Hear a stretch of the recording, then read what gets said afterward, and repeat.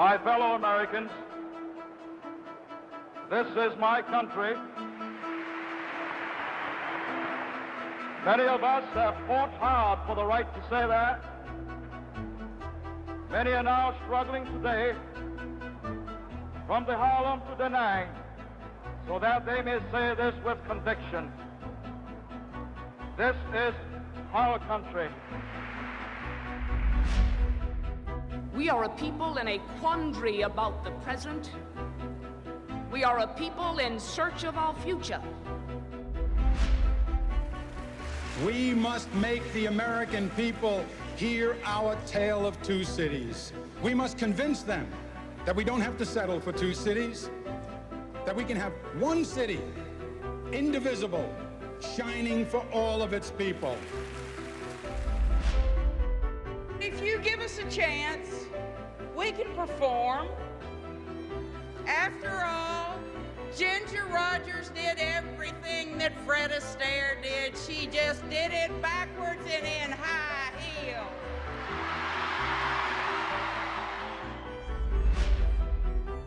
There is not a liberal America and a conservative America. There is the United States of America. There is not a black America and a white America and Latino America and Asian America. There's the United States of America.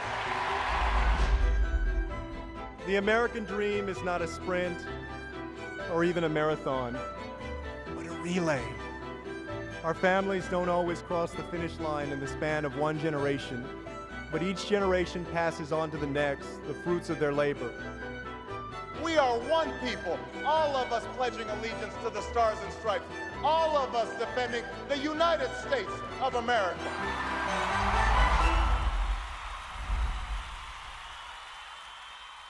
Welcome to the second night of the Democratic National Convention. This is a different kind of convention. Look at the camera and smile. And this is a different kind of keynote. Is a different kind of keynote.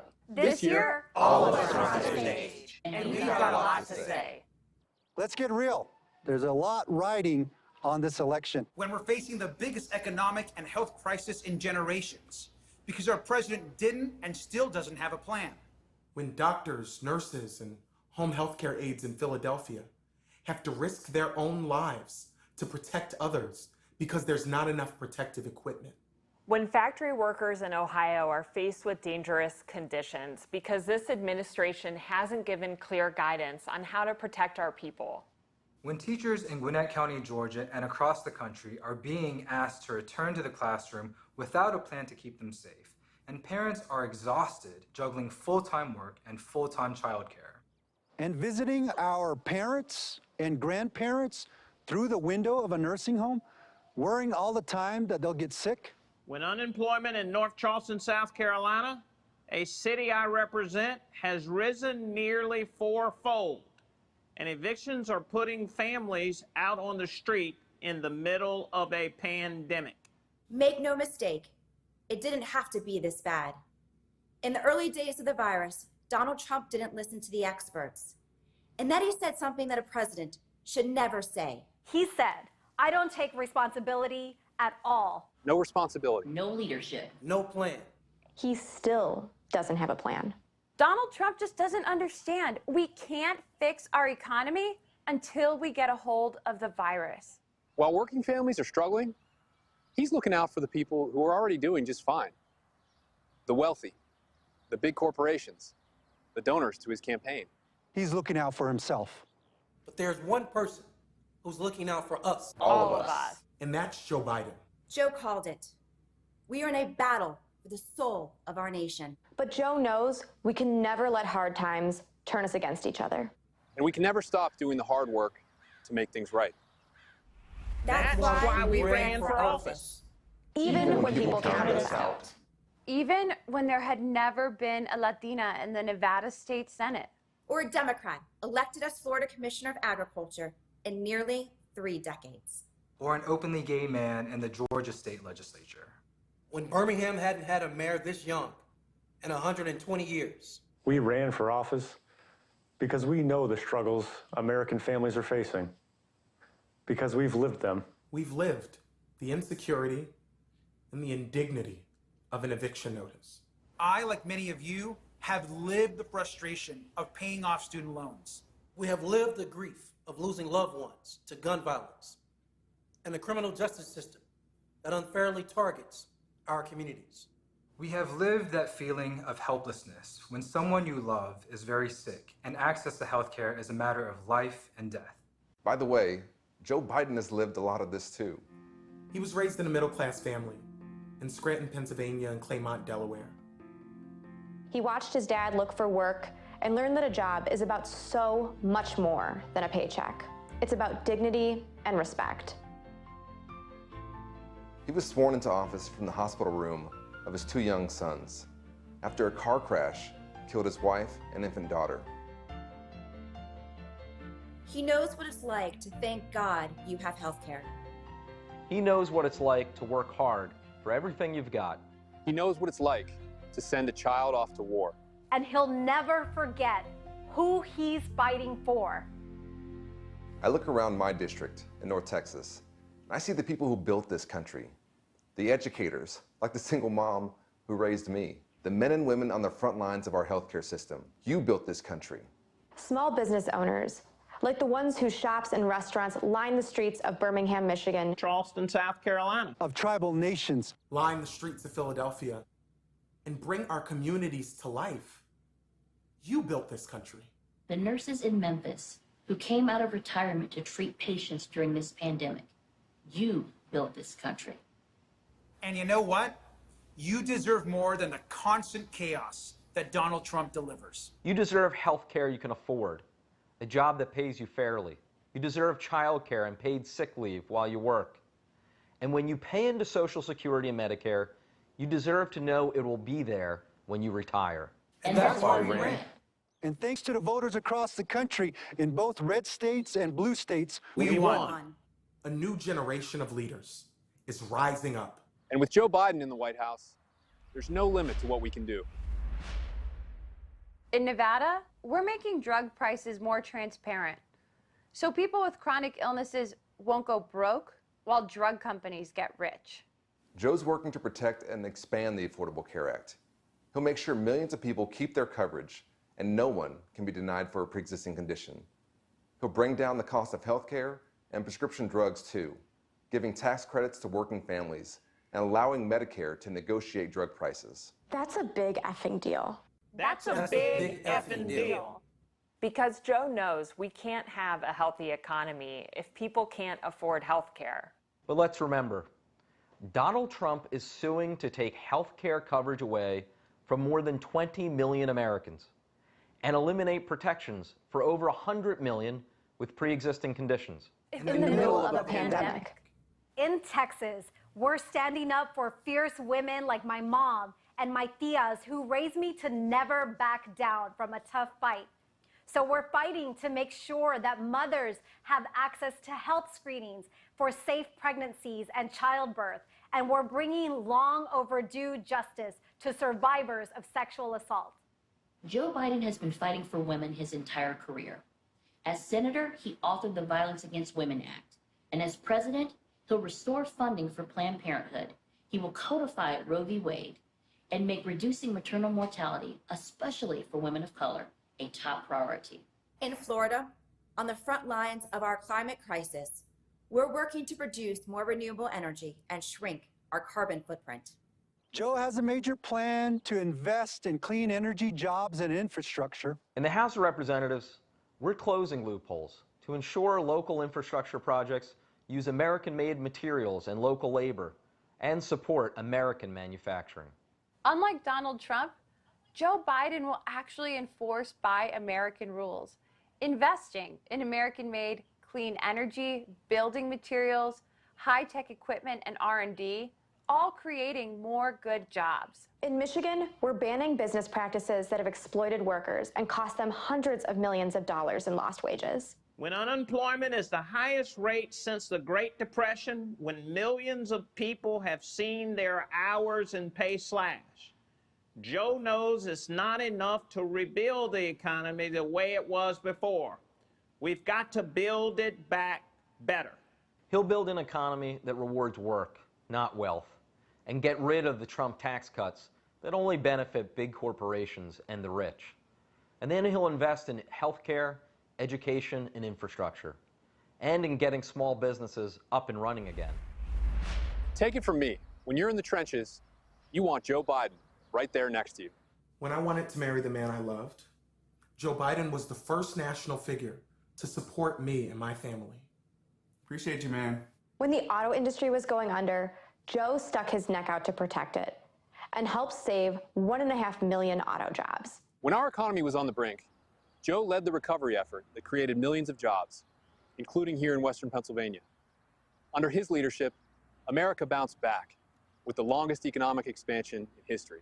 You know, the one Trump brags about creating? That's what happens when Joe Biden is in your corner.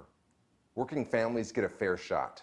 He understands that leadership means fighting for the people who built this country. All of you. All of us. This nation belongs to all of us. And in every election, we choose how we will create a more perfect union. Not by taking sides, but by taking stock of where we are and what we need. This year's choice could not be more clear. America faces a triple threat: a public health catastrophe, an economic collapse, and a reckoning with racial justice and inequality. So our choice is clear: a steady, experienced public servant who can lead us out of this crisis just like he's done before, or a man who only knows how to deny and distract, a leader who cares about our families, or a president who only cares about himself. We know Joe Biden. America, we need Joe Biden. To make your voice heard, text VOTE to 30330. In a democracy, we do not elect saviors. We cast our ballots for those who see our struggles and pledge to serve, who hear our dreams and work to make them real, who defend our way of life by protecting our right to vote. Faced with a president of cowardice, Joe Biden is a man of proven courage. He will restore our moral compass by confronting our challenges, not by hiding from them or undermining our elections to keep his job. In a time of voter suppression at home and authoritarians abroad, Joe Biden will be a champion for free and fair elections, for a public health system that keeps us safe, for an economy that we build back better than before, and for accountability and integrity in our system of justice. We stand with Joe Biden because this isn't just about defeating Donald Trump. We are in this to win for America.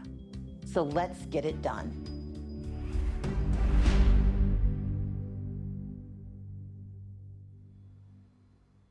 Hello, I'm Tracy Ellis Ross, and how exciting to hear from young elected leaders from across the country. A perfect way to begin night 2 of the Democratic National Convention, Uniting America. Tonight is all about leadership. This unprecedented moment calls for leadership, steady, inclusive leadership, driven by people who understand that our democracy is based on the value of each and every one of us being treated with dignity and respect. Leaders who respond to the needs of hardworking Americans who, right this minute, are unable to pay rent, put food on the table, and keep their loved ones safe. As a Black woman, I find myself at a crucial intersection in American politics.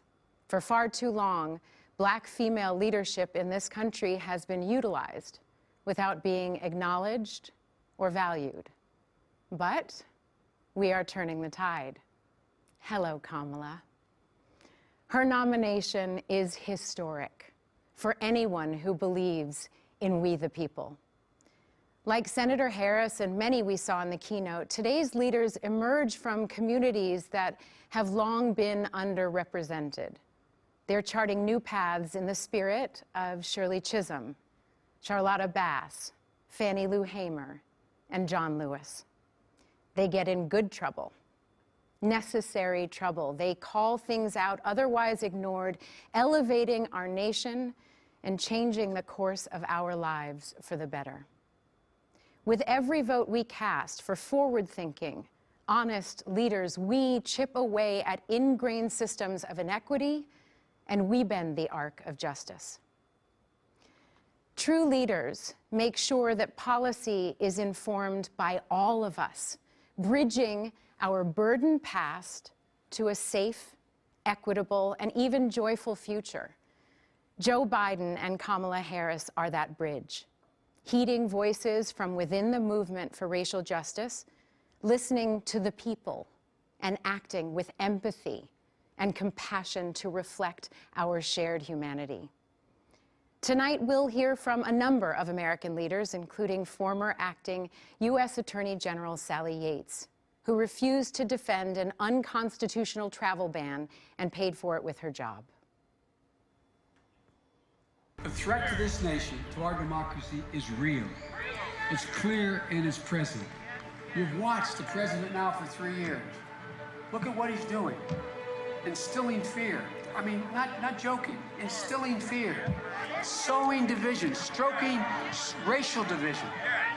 Undercutting every institution that was designed to check the abuse of power by the president or anyone else. All this for what reason? All this in order to solidify his base and expand his power.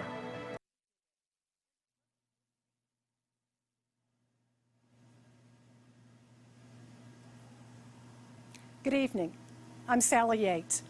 Speaking at a political convention is something I never expected to be doing. But the future of our democracy is at stake. I'm here in my hometown of Atlanta, where as a young lawyer, I joined our nation's Justice Department. For nearly 30 years, through Democratic and Republican administrations, I worked alongside my DOJ colleagues to advance our nation's promise of equal justice. I served as Deputy Attorney General in the Obama-Biden administration and stayed on as Acting Attorney General for the Trump transition. Then, 10 days in, I was fired for refusing to defend President Trump's shameful and unlawful Muslim travel ban. That was the start of his relentless attacks on our democratic institutions and countless dedicated public servants. Like me, these officials didn't swear an oath to a person or a party. Public servants promised to defend our Constitution, uphold our laws, and work on behalf of the American people. But from the moment President Trump took office, he's used his position to benefit himself rather than our country. He's trampled the rule of law, trying to weaponize our Justice Department to attack his enemies and protect his friends. Rather than standing up to Vladimir Putin, he fawns over a dictator who is still trying to interfere in our elections. He's even trying to sabotage our postal service to keep people from being able to vote. His constant attacks on the FBI, the Free Press, inspectors general, federal judges, they all have one purpose: to remove any check on his abuse of power. Put simply, he treats our country like it's his family business, this time bankrupting our nation's moral authority at home and abroad. But our country doesn't belong to him. It belongs to all of us. Joe Biden embraces that. He has spent his entire life putting our country first. He has never backed down from a challenge or a bully. He summons the best in us and lives by the values that define us as Americans: service, integrity, courage, compassion. There are countless stories of Joe Biden reaching out to someone in their moment of need. Well, this is our country's moment of need. We need a president who respects our laws and the privilege of public service, who reflects our values and cares about our people. We need a president who will restore the soul of America. We need Joe Biden.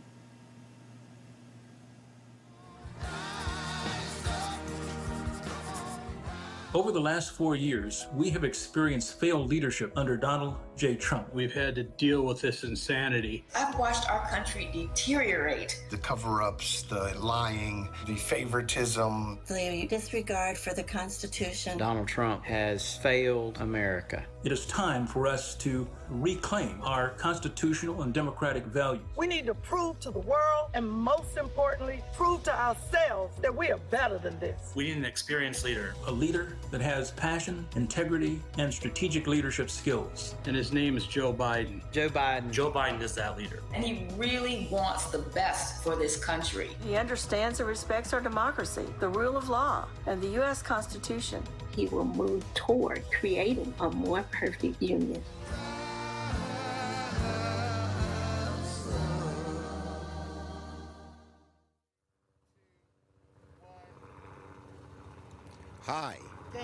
Hi, this is Senator Chuck Schumer, Democratic leader from my hometown, Brooklyn, New York.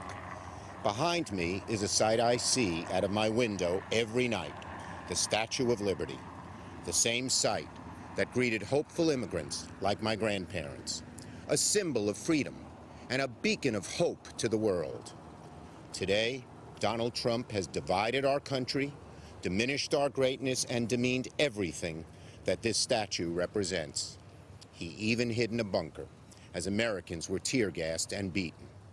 Millions are jobless. 170,000 Americans have died from COVID, and Donald Trump says it is what it is. Presidents should never say it is what it is.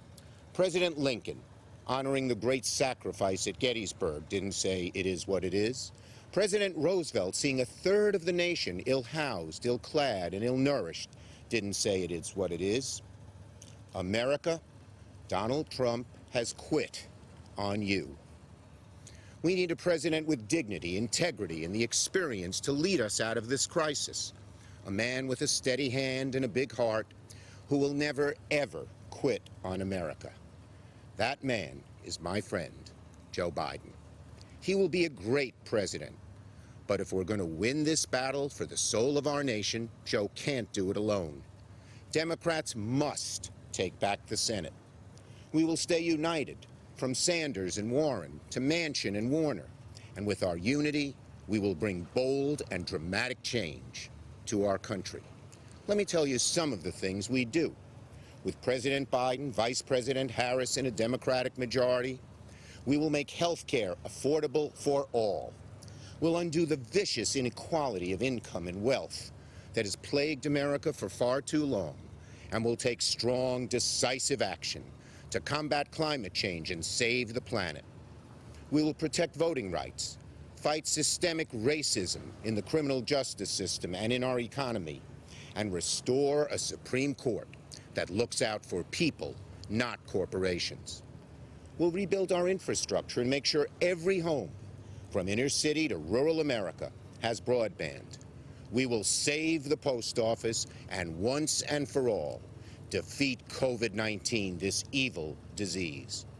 And, beckoned by the lady behind us, we will reform our immigration system so that immigrants yearning to breathe free will at last become American citizens. Together, we can reignite the hope once felt by millions of men and women, huddled masses on creaking ships, who glimpsed this mighty woman with her torch, knowing they could build a better life here in America. And out of this long national nightmare, America will finally awaken to a brighter future and a new day. Senator Chuck Schumer reminding us that leadership requires integrity and accountability. Real leaders don't ask what we can do for them, they ask what they can do for us.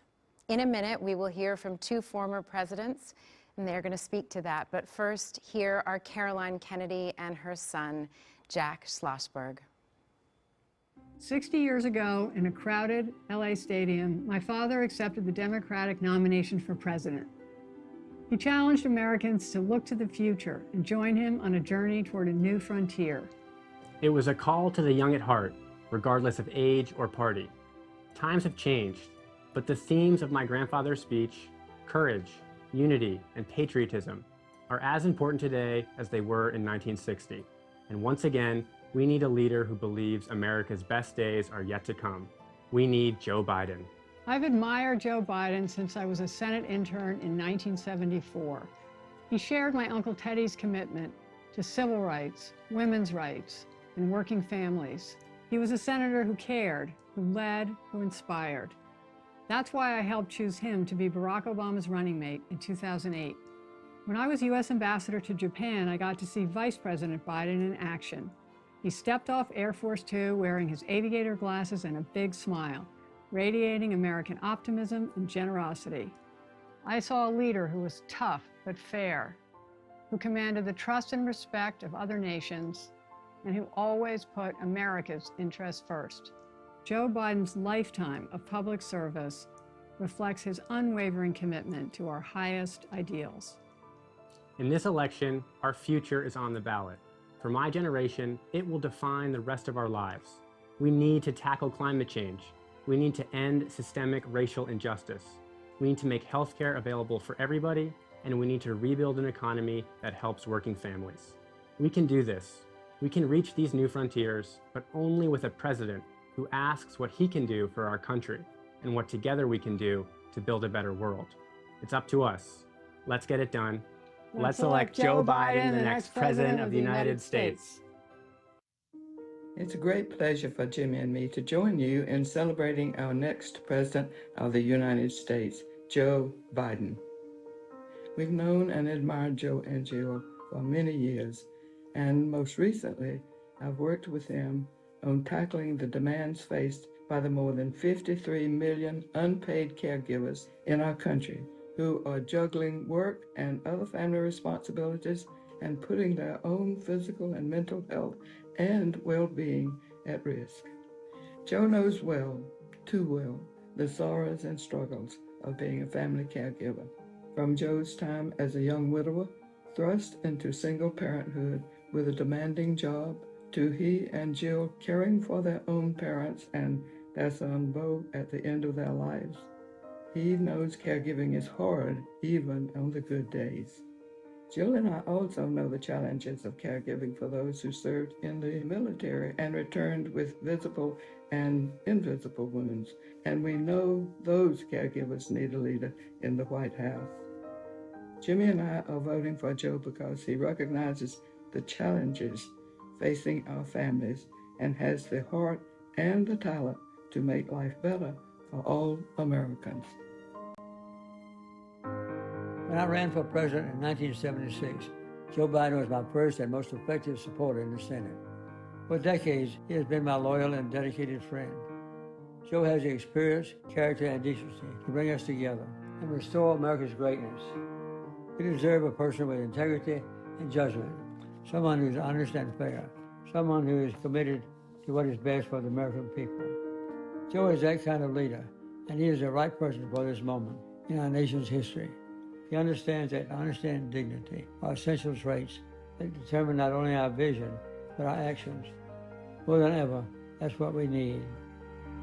During these uncertain times, Joe Biden realizes that many American lives can be saved each day through the use of masks and testing as recommended by our medical experts. Joe Biden must be our next president.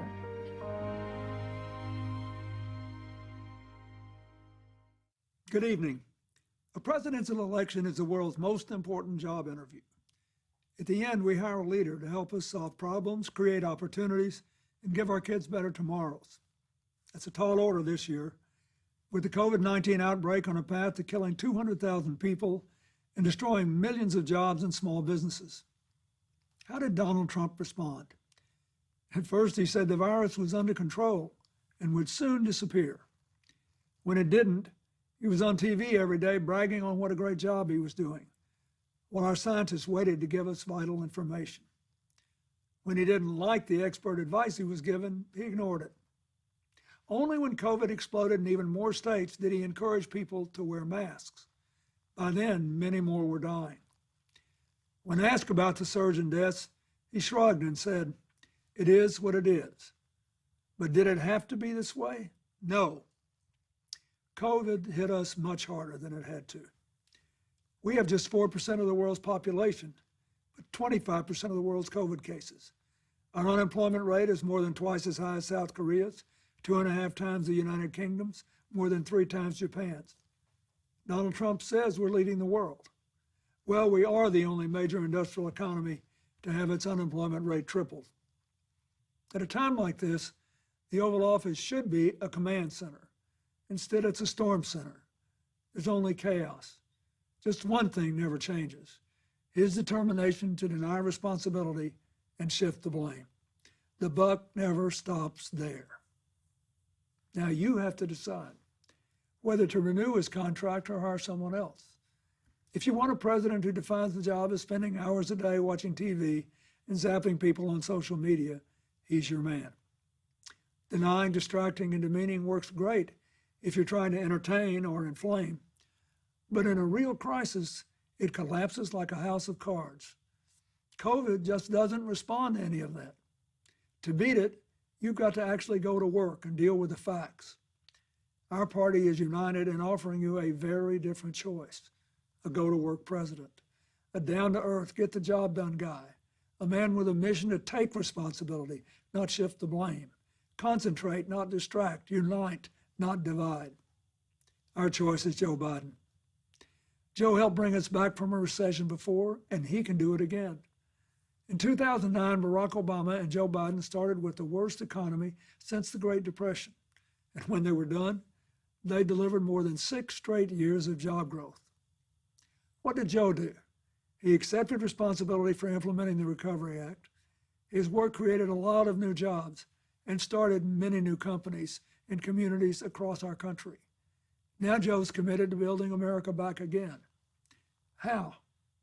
He's given us smart, detailed plans to invest in areas vital to our future: innovative financing for modern factories and small businesses, good jobs in green energy and conservation to combat climate change, a modern infrastructure that brings small town and rural America the connectivity and investment others take for granted, and a plan to ensure that Black Americans, Latino Americans, Native Americans, women, immigrants, and other communities left behind are full participants in our economy and our society. Joe Biden wants to build an economy far better suited to our changing world. Better for young people, better for families working and raising their kids, better for people who lost jobs and need new ones, better for farmers tired of being collateral damage in trade wars, better for workers caring for the sick, elderly, and people with disabilities, better because of a living wage and access to affordable higher education and health care, including prescription drugs, and to child care, a secure retirement, and for the first time, paid family and medical leave. Joe won't just put his signature on a check and try to fool you into thinking it came from him. He'll work to make sure that your paycheck reflects your contribution to and your stake in a growing economy. In this job interview, the difference is stark. You know what Donald Trump will do with 4 more years: blame, bully, and belittle. And you know what Joe Biden will do: build back better. It's Trump's us versus them America against Joe Biden's America, where we all live and work together. It's a clear choice. The future of our country is riding on it. Thank you. It's time to call the roll and officially nominate the Democratic candidate for President of the United States. But this year, for the first time, the roll call is heading out to all 57 states and territories, places that showcase our nation's natural beauty, places where people are working together to secure a better future for our country, and places that are working to rebuild and recover, like Iowa, where thousands have been left homeless and hundreds of thousands have been left without power in the wake of last week's terrible storm. Our hearts are with you, Iowa. There's so much going on right now.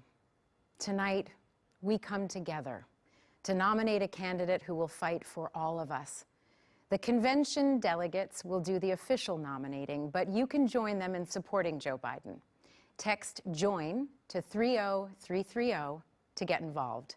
And now, the chair of the Democratic National Committee, Tom Perez. It's great to be here in Milwaukee, a proud union town whose grit and character reflect the resilience of our party and our country. There's no doubt these last few months have been tough, but good leadership means being able to adapt to any situation. And I want to thank the people of Milwaukee for being such gracious and flexible hosts. It's also great to be back in Wisconsin, where I was lucky enough to marry my wife, Anne Marie, a little more than 3 decades ago. The progressive movement has deep roots here. And since today is the 100th anniversary of the 19th Amendment's ratification, we should point out that Wisconsin was the first state to ratify it. What's more, in its one-word motto, forward, Wisconsin captures something so important about America. The way that no matter what challenges today brings, we always believe a better future is possible. That's what my parents believed when they emigrated to this country nearly a century ago, fleeing the iron fist of a brutal dictator in the Dominican Republic. This nation welcomed them with compassion, and they quickly learned that their hope of building a better life through hard work was shared by generations of Americans. Indeed, every American story is a story about that hope, that sense of possibility. It's what unites us, defines us, and it's what sustains us now. We will work to meet our extraordinary challenges because progress is made by the hopeful, not the cynical. And we will do that work together because movements are built by the many, not the few. And as you watch tonight's decidedly unconventional roll call and reflect on the diversity of our nation, remember, you too are part of the American story. And no matter where you come from, or where you're watching from tonight, you have a place in Joe Biden's Democratic Party. Delegates and distinguished guests, under our procedural rules, 2 Democratic candidates submitted nominating documents to our convention secretary for the office of President of the United States, Senator Bernie Sanders and Vice President Joe Biden. As such, each candidate has provided names of individuals who will make nominating and seconding speeches on their behalf. We will begin with nominating and seconding speeches for Senator Sanders. Speaking on his behalf will be 2 progressive champions, Bob King and Representative Alexandria Ocasio-Cortez. I'm Bob King. As a proud union member and former president of a great American union, the UAW, I am honored to nominate Bernie Sanders for president. For decades, Bernie has led the fight for working families, fighting for workers' rights to organize unions and collectively bargain. In a time of enormous inequality, he understands that we must confront large corporations which have far too much control over our economy and our politics. Bernie believes health care is a human right and should not be contingent on a job. He knows we can rebuild our crumbling infrastructure by creating millions of good-paying union jobs while combating climate change. Bernie's moral clarity has emboldened the Democratic Party's fight for justice. The grassroots energy of his supporters has cemented important advances in our platform. Bernie will continue to lead a movement that helps defeat Trump and delivers transformational change. I'm excited to place into nomination the name of a great champion of the working class, Senator Bernie Sanders.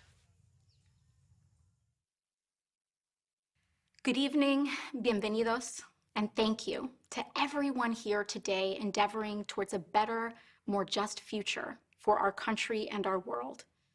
In fidelity and gratitude to a mass people's movement working to establish 21st century social, economic, and human rights, including guaranteed health care, higher education, living wages, and labor rights for all people in the United States.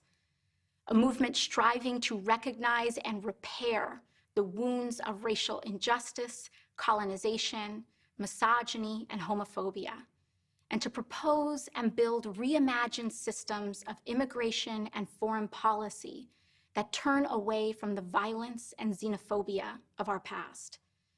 A movement that realizes the unsustainable brutality of an economy that rewards explosive inequalities of wealth for the few at the expense of long-term stability for the many, and who organized a historic grassroots campaign to reclaim our democracy.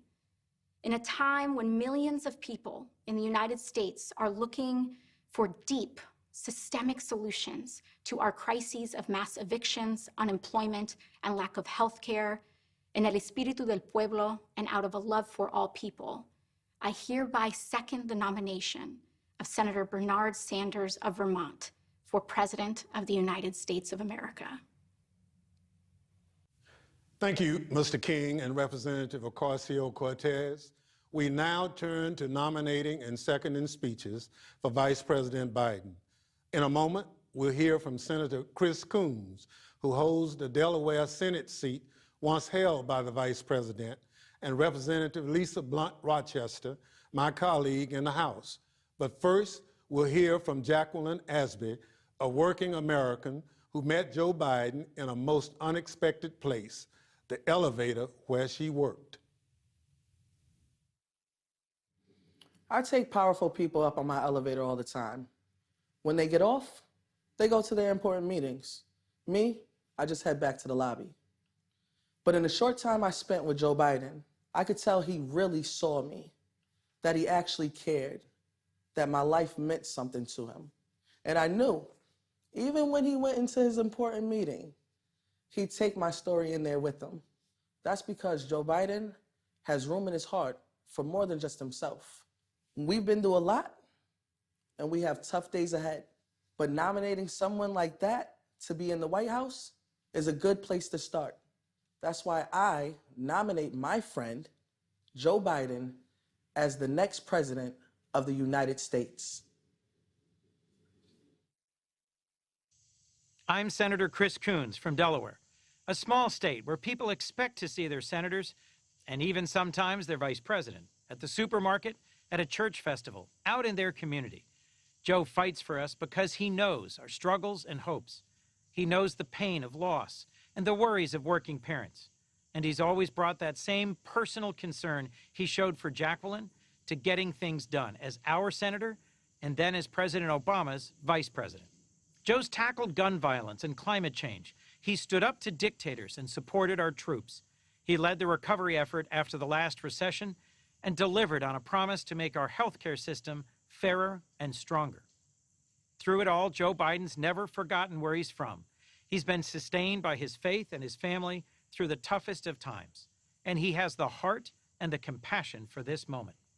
For all of these reasons and more, it's my honor to second the nomination of my good friend, Joe Biden, to be the next president of these United States.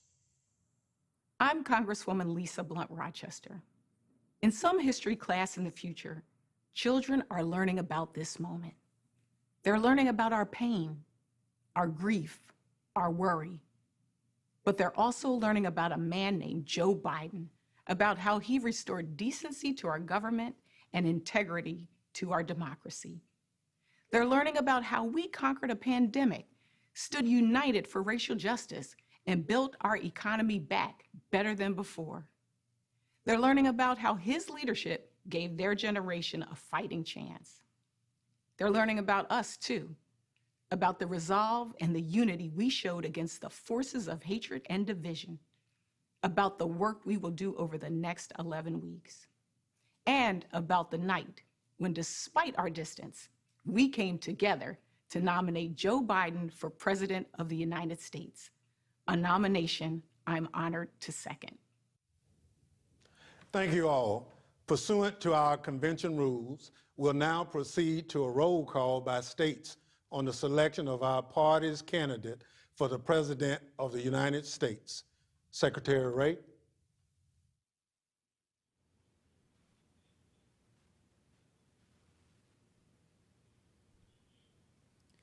Mr. Chairman, coming to you live from the Wisconsin Center, it's time to begin our virtual trip around America.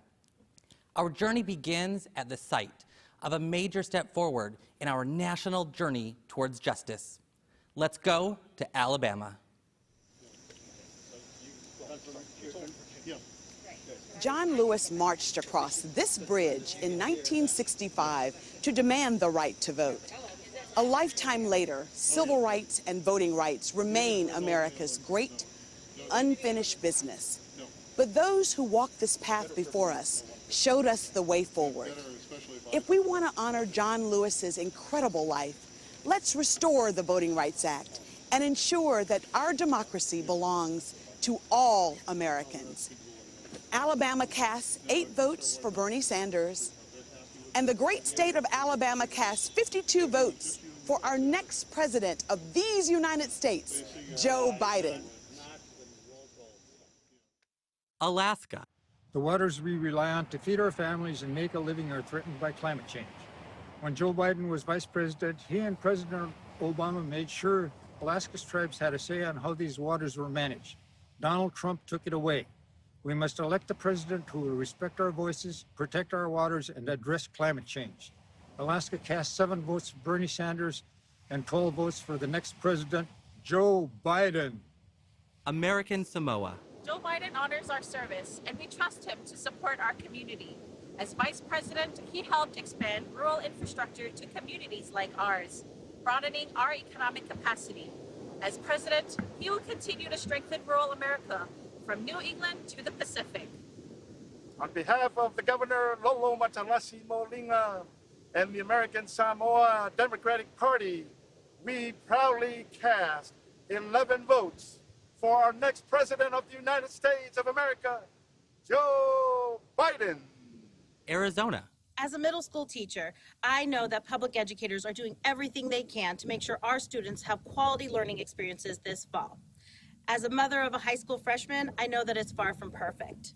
As an NEA union organizer, I'll fight to make sure that it's scientists, parents, and educators that decide when it's safe to go back to school, not politicians. As an Arizona Latina, I proudly cast our votes, 29 for Bernie Sanders and 51 for our next president, Joe Biden. Arkansas. Feeding people is an act of love, and I think we all can use a little extra love these days. So we took our food trucks out into the community to deliver meals made right here at the Cleveland Presidential Center for our neighbors in need. Even when our leaders let us down, America kept looking out for each other. Arkansas cast 9 votes for Bernie Sanders and 27 votes for our next president, Joe Biden. California. Climate change is not a hoax. It's real, and communities of color have been bearing the brunt of this reality for generations. Joe Biden's plan to crack down on polluters to protect our air and water is about environmental justice and economic justice. He'll prioritize equity and bring new clean energy jobs to Black and brown neighborhoods, because that is how we build back better. California, home to our next vice president, Kamala Harris, cast 231 votes for Bernie Sanders and 263 votes for our next president, Joe Biden. Colorado. Han and I grew up in poverty as immigrants, but we've been able to make a decent living. We're extremely lucky. But now we have 3 family members that tested positive for COVID, and it just doesn't feel safe to put Evan and Emma back to school. This is certainly going to be hard on them and on us, but millions of working families will have it much harder. I know Joe Biden cares about these struggles, and that's why I trust him to fight for us. With 1 abstention, Colorado will cast 36 votes for Bernie Sanders and 42 for our next president, Joe Biden. Connecticut. Firefighters are proud to put our lives on the line every day to protect our neighbors. It's a badge of courage. But while we are protecting your family, we need a president who is committed to protecting ours, and that's Joe Biden. He has the courage we respect and the commitment to working Americans we need now. On behalf of our governor, Ned Lamont, I am honored to cast Connecticut's 75 votes for our next president, Joe Biden. Delaware. Delaware passes. Delaware passes. Democrats abroad. We represent the millions of Americans who live outside the United States and vote back home.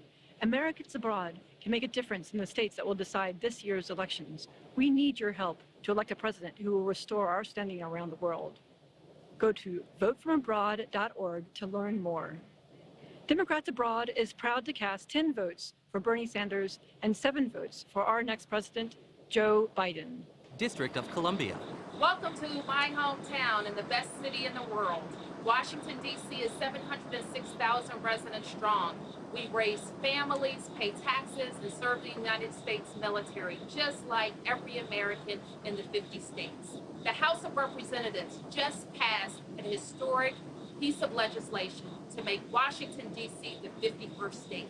From Black Lives Matter Plaza, the District of Columbia proudly cast 1 vote for Bernie Sanders and 43 votes for the next president of the United States, Joe Biden. Florida. When my daughter was murdered in Parkland, Joe Biden called to share in our family's grief. I quickly learned about his decency and his civility, but I also learned about his toughness and how he's beaten the NRA. Together with the other victims of gun violence and our nation's youth, Joe Biden and Kamala Harris will take on the NRA again and win. Let's win back our freedom to live without fear. Florida cast 57 votes for Bernie Sanders and 192 votes for our next president, Joe Biden. Georgia. My mentor, Congressman John Lewis, knew that the right to vote is sacred. Georgians know that our ability to vote is under attack. Long lines, voter suppression. Donald Trump is even trying to slow down the mail and force us to risk our lives to cast a ballot. We will not be silenced. Take out your phone and text VOTE to 30330 and make sure your voice is heard in this election. From the cradle of the civil rights movement and in the spirit of good trouble, Georgia cast our 117 votes for our next president, Joe Biden. Guam. 70 years ago this summer, Chamorros became U.S. citizens. We are proud of our resilience, proud of our indigenous heritage, and proud to be part of this historic moment for our party and our nation. From the land where America's day begins, Guam cast 2 votes for Bernie Sanders and 11 votes for our next president, Joe Biden. Hawaii. I came from the Philippines to Hawaii, the land of indigenous Native Hawaiians. Today, I want to speak to my fellow immigrants, to the essential workers on the front line, to the service members who wear our flag, to the parents with big dreams for their children. No matter where we came from, immigrants belong in our country's long fight for justice. We belong in the America we are building together. Hawaii, birthplace of President Obama, cast 9 votes for Bernie Sanders and 23 votes for our next president, Joe Biden. Idaho. We're not waiting for Washington to act on climate change. Here in Boise, we know that clean energy doesn't just mean a healthier planet, it means good, paying jobs. Imagine what we could do with a president that listens to science and leads with courage. Idaho casts 9 votes for Bernie Sanders and 16 for our next president, Joe Biden. Illinois. Discrimination has denied too many Black Americans the chance to own a home and build wealth. Joe Biden has a plan to end racist lending practices and help more people of color achieve the American dream of owning a home. This isn't just about racial justice. It's about stronger communities and more economic security for working families. Illinois cast 59 votes for Bernie Sanders and 122 votes for our next president, Joe Biden. Indiana. Here in South Bend, we once feared that our best days were behind us. But then we reimagined our economy with new jobs and even new industries. The Hoosier State is ready to lead America's recovery with our diverse communities, our talented workers, and our best-in-the-world agriculture. Joe Biden's plan gives us a blueprint to revitalize industrial cities and rural areas alike. Indiana casts 2 votes for my friend Bernie Sanders and 86 votes for the next president, Joe Biden. Iowa. We were going to talk to you tonight about biofuels, but the powerful storm that swept through Iowa last week has taken a terrible toll on our farmers, our small businesses, and our families who are still without power. So while we have the honor of casting Iowa's votes, 11 for Bernie Sanders and 38 for Joe Biden, we also want to ask you to keep Iowans in your thoughts during this difficult time. Kansas. I'm a 4th-generation family farmer, but I worry about the next generation. Many of our young folks end up living from rural communities to find jobs. Joe Biden has a plan to help new farmers get a good start. And by funding schools and health care, he'll make sure that rural communities remain great places live, work, and raise a family for generations to come. Kansas, the Sunflower State, proudly cast 10 votes for Bernie Sanders and 35 votes for our next president, Joe Biden. Kentucky. One day when I was 14, my mom wouldn't wake up. Calling 911, I was scared not only because she was sick, but because I knew we couldn't afford the bill. Thank God she survived. When I told Joe Biden that story in 2008, he promised to continue to fight for folks like us and got busy passing Obamacare. 2 years ago, when Mom had a heart attack, we only had to worry about her getting better because Joe kept his promise. The Commonwealth of Kentucky cast all 60 votes for the next president of the United States, Joe Biden. Louisiana. This used to be an abandoned building. Now it's a thriving art studio, a community hub, a place where independent artists can make their name and parents can bring their kids during these difficult days of remote learning. Our cities are strong because our people make them strong. And our economy will come back because our small businesses will bring it back. Louisiana cast all 60 of our votes for my friend and the next president, Joe Biden. Maine. My American dream, I'm living it. A 25-acre organic farm on the lake, a roadside farm stand, and a bed and breakfast. My husband and I aren't corporate tycoons. We just want to make an honest living and feed our community. Small businesses like ours are the backbone of rural economies across America. Joe Biden has a plan to help more Americans, especially people of color, start their own businesses. Maine casts 9 votes for Bernie Sanders and 22 votes for our next president, Joe Biden. Maryland. Black lives matter. And when it comes to racial justice, black opportunity matters. When Joe Biden rebuilds our middle class, he won't leave anyone behind. His plan, more capital for black entrepreneurs. More funding for public schools and HBCUs. Banning racial discrimination in the housing market. And paying every worker a fair wage. That's building back better. Maryland. The home of Frederick Douglass. Cast 1 vote for Bernie Sanders and 119 votes for our next president, Joe Biden. Massachusetts. We need a plan to get the economy going again. Joe Biden will get the pandemic under control, create new jobs in manufacturing and clean energy, help small businesses and our restaurants recover, and build back better so that our economy is stronger and fairer than it was before. Massachusetts cast 30 votes for Bernie Sanders and 83 votes for our next president, Joe Biden. Michigan auto workers are the best in the world, but we'd be nowhere without Joe Biden. And a lot of folks wanted to let Detroit go bankrupt. But Joe Biden believed in us, and together we fought to save our auto industry. Now he's got a plan to create 1 million new auto jobs by investing in clean energy. Joe Biden believes in American workers. He's got our back, and we've got his. Michigan cast 53 votes for Bernie Sanders and 92 votes for our next president, Joe Biden. Minnesota. I'm here in Minnesota, the home of the headwaters of the Mississippi. Bridge shouldn't fall down in the middle of America, but it did. And we came together to rebuild it. That's what we do in America. That's what Joe Biden will do as president. He'll build back better. He'll cross the river of our divides and unite this country from our cities to our suburbs to our rural areas. And now we will virtually cross the great Mississippi to St. Paul to hear from my friend, Mayor Melvin Carter. Thank you, Senator. As the 46th mayor of a city that's more than ready for our 46th president, I'm proud to cast Minnesota's 31 votes for Bernie Sanders and 60 votes for our next U.S. president, Joe Biden. Mississippi. Tougaloo College reflects the progression of a people from slavery to citizenship to scholarship and leadership, contributing to Mississippi and the world. Our alumni are leaders like Convention Chairman Congressman Benny Thompson. Joe Biden wants to invest $70 billion in HBCUs like Tougaloo. Imagine what impact that could have on HBCUs. Imagine what impact HBCUs could have on America. Mississippi cast 2 votes for Bernie Sanders and 38 votes for our next president, Joe Biden. Missouri. As a member of the International Union of Bricklayers and Allied Craft Workers, Local 1 St. Louis, I love walking around the city and seeing the contributions that my brothers and sisters have made. We stand ready to rebuild our nation's infrastructure.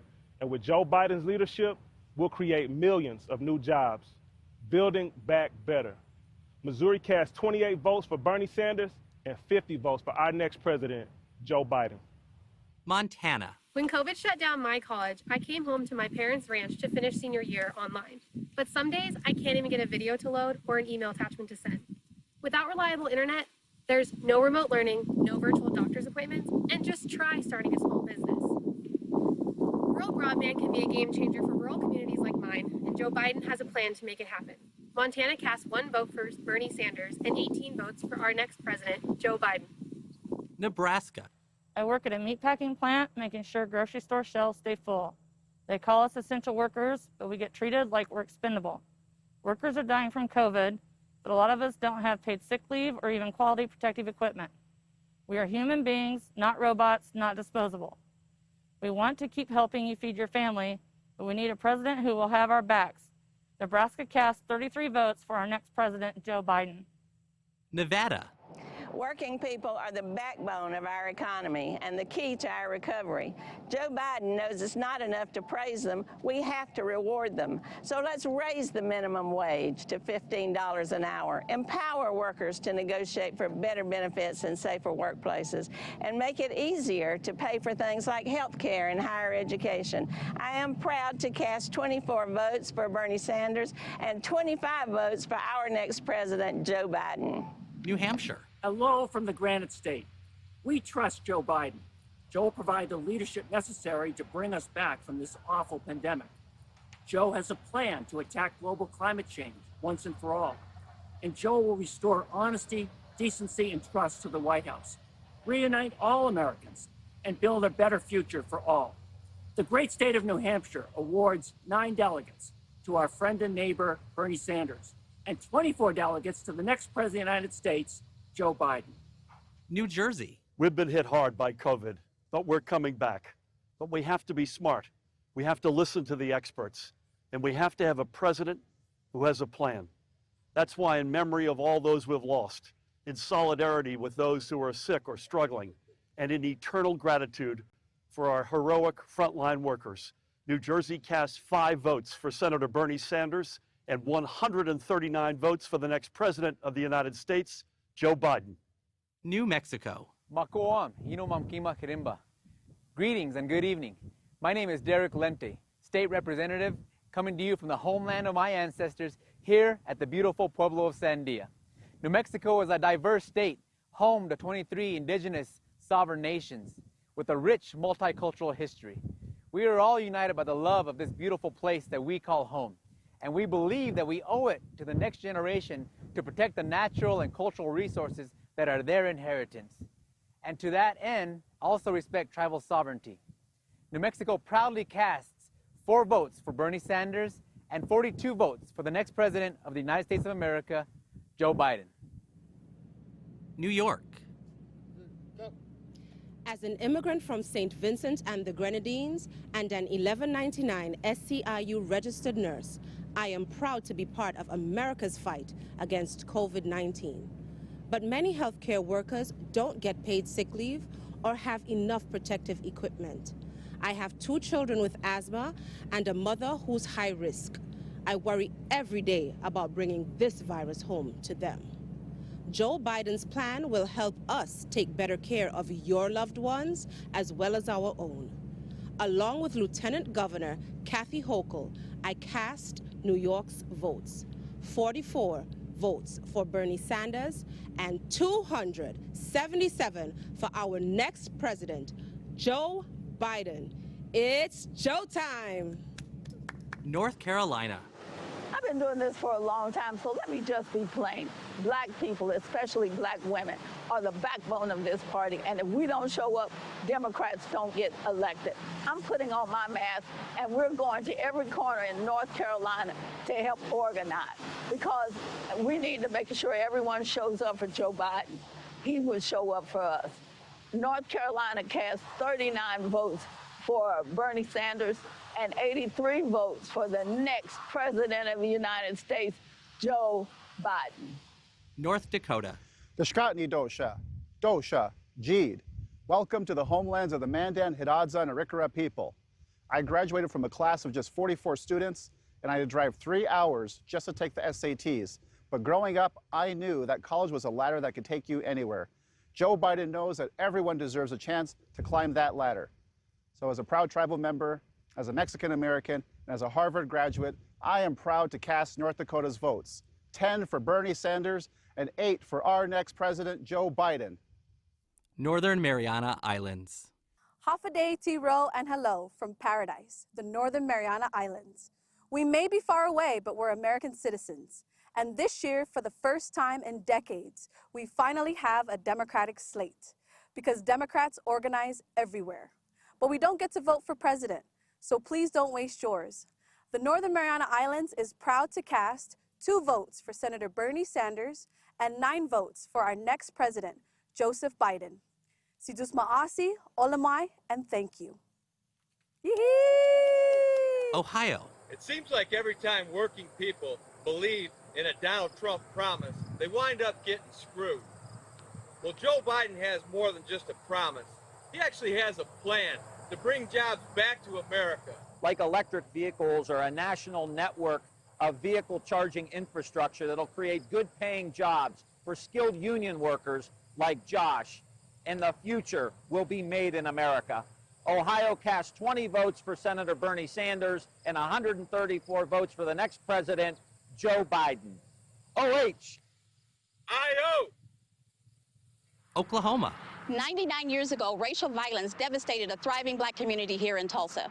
Today, hatred still lives in our nation, but so does resolve. Oklahoma refused to let ourselves be defined by division then, and our nation must turn back the tide of violence again, now. Oklahoma cast 13 votes for Bernie Sanders and 24 votes for our next president, Joe Biden. Oregon. As Black Americans standing on Native land, we proudly represent Oregon. The dual viruses, COVID-19 and racism, laid bare unequal healthcare access and deaths in communities of color. The Democrats are working to bridge divides and make sure everyone has equal access to low or no cost quality care. Today, Oregon cast 16 votes for Bernie Sanders. And with Senators Wyden and Merkley's support, cast 57 votes for Joe Biden. Pennsylvania. When Joe Biden was young, his father came to this house in Scranton, sat down on Joe's bed, and told him he lost his job. It's a moment that stayed with Joe his entire life. Right now, all across America, working families are experiencing that same fear and uncertainty. But Joe Biden has a plan to help them and to help our country build back better, creating millions of good-paying jobs, so more parents will be able to tell their kids what Joe's dad said to him all those years ago. It's going to be okay. Pennsylvania cast 34 votes for Senator Bernie Sanders and 175 votes for the next president of the United States, Scranton's own Joe Biden. Puerto Rico. Los puertorriqueños somos ciudadanos estadounidenses, algo que Donald Trump parece haber olvidado en los momentos más difíciles que enfrentó nuestra isla. Joe Biden siempre ha apoyado las causas de Puerto Rico y como presidente será nuestro aliado en la Casa Blanca. Sé que es la mejor alternativa para que los sobre 3 millones de ciudadanos americanos que residimos en esta bendita isla de Puerto Rico podamos ser respetados. Puerto Rico emite 5 votos para Bernie Sanders y 53 votos para Joe Biden. Rhode Island. Rhode Island, the ocean state, where our restaurant and fishing industry have been decimated by this pandemic, are lucky to have a governor, Gina Raimondo, whose program lets our fishermen sell their catches directly to the public, and our state appetizer, calamari, is available in all 50 states. The calamari comeback state of Rhode Island casts 1 vote for Bernie Sanders and 34 votes for the next president, Joe Biden. South Carolina. Mr. Chairman, I am Jamie Harrison, candidate for the United States Senate, speaking from the campus of South Carolina State University, the alma mater of Majority Whip Jim Clyburn and the late Dr. Emily England Clyburn, for whom its Honors College is named. This proud HBCU has contributed 22 general officers to our armed services. And tonight, I proudly cast South Carolina's 64 votes as follows: 15 for Bernie Sanders and 49 for our next President of the United States, Joe Biden. South Dakota. Midakiapi, relatives. As a first American and citizen of the Standing Rock Sioux Tribe, I welcome you to the Pahasapa, the Black Hills, the site of my creation story and home to the Ocheti Shakowi, the great Sioux Nation. We often say, Midaku Yeyayasi, we are all related. Our next president must lead by this philosophy for the betterment of our next 7 generations. We cast 3 votes for Senator Bernie Sanders and 17 votes for our next president, Joe Biden. Tennessee. 100 years ago tonight, suffragists based here at the Hermitage Hotel in Nashville cheered as Tennessee became the 36th and deciding state to ratify the 19th Amendment, granting women the right to vote. This year, I'm casting my very first presidential vote for Joe Biden. Women will decide this election and will replace Donald Trump with a president who respects us. Tennessee cast 23 votes for Bernie Sanders and 50 votes for our next president of the United States, Mr. Joseph R. Biden! Texas. A year ago, my safe community of El Paso was targeted by a domestic terrorist who murdered 23 innocent people, injured 23 more, and devastated all of us. His motive was racism and xenophobia. In the face of hate, we choose love. Siempre lo hemos hecho, siempre lo haremos. And in the face of continued gun violence in America, we demand change. The time has come to act. With 1 abstention, the great state of Texas cast 98 votes for Bernie Sanders and 161 votes for our next president, Joe Biden. Utah. Here in Utah, we've had mail-in voting for years. If you're registered to vote, you automatically get sent a ballot. It's fast, it's reliable, and it's easy for everyone to participate. In 2016, we had turnout well over 80%, and this year we're expecting even higher. That's why Democrats and Republicans here in Utah agree. Mail-in voting strengthens our democracy. Utah cast 17 votes for Bernie Sanders and 16 votes for our next president, Joe Biden. Vermont.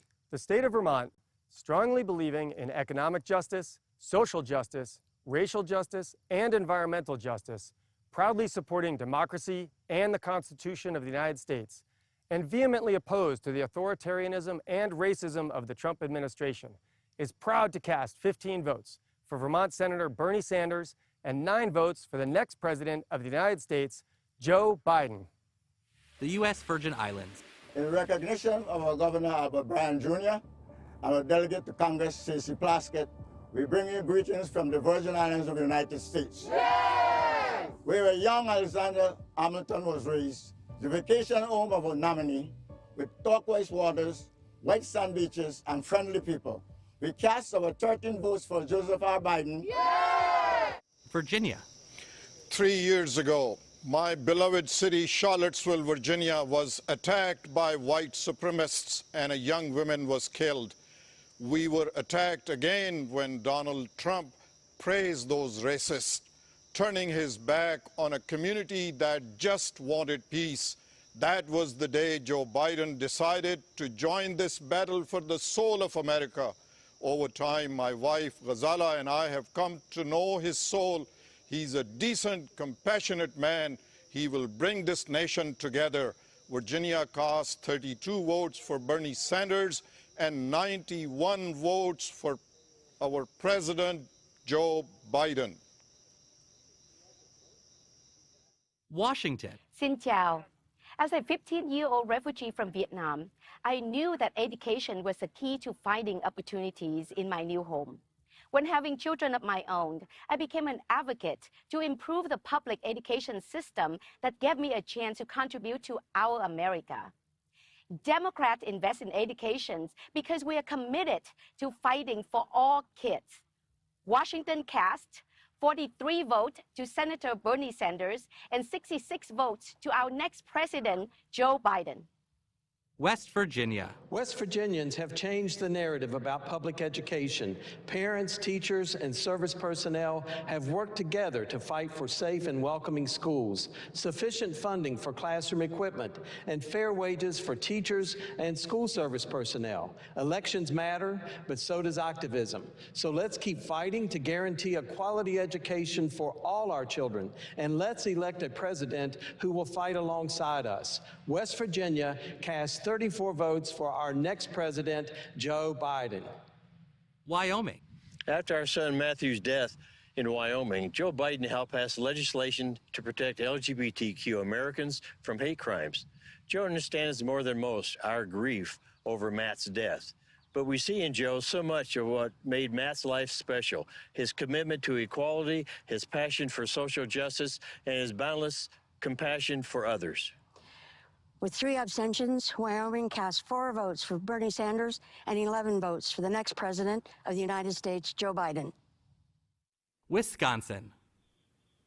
Welcome back to Milwaukee, Wisconsin, a great city on native land on a great lake. It's the place where I was born and raised, right in the heart of 53206 zip code. Now, this is a community that's been faced with some significant challenges due to historical injustice, but what many don't see is the joy, the resilience, and opportunity that lies within this community and so many others across America just like it, where hardworking people are fighting to provide for their families and to build a better future. We know that we build a better future for our nation by channeling Wisconsin's legacy as the birthplace of the labor and the progressive movement, and uniting around a bold, inclusive agenda that uplifts every community in the pursuit of a more just future, one that recognizes health care as a human right, one that tackles the climate crisis and takes on racial and economic justice. Wisconsin cast 30 votes for Bernie Sanders and 67 for the next president of the United States of America, Joseph R. Biden. Delaware. Long before this train station bore his name, you'd see Joe Biden up here on the platform with the rest of the crowd, on his way to work or going home to his family. That's always been his North Star, delivering for families like his own, working people who struggle and sacrifice to build a better life. Nobody has ever had to wonder who Joe Biden's in it for. Our nation faces daunting challenges, but I've known Joe Biden for 40 years, and there's nobody I trust more to lead our party, unite our country, and restore our standing in the world. What's more, he's humble. He tells the truth. He treats everybody he encounters with respect and builds bridges, not walls. He is a leader made for this moment and the finest public servant I've ever known. Delaware is proud to cast its 32 votes for our favorite son and our next president. Our friend, Delaware, Joe Biden.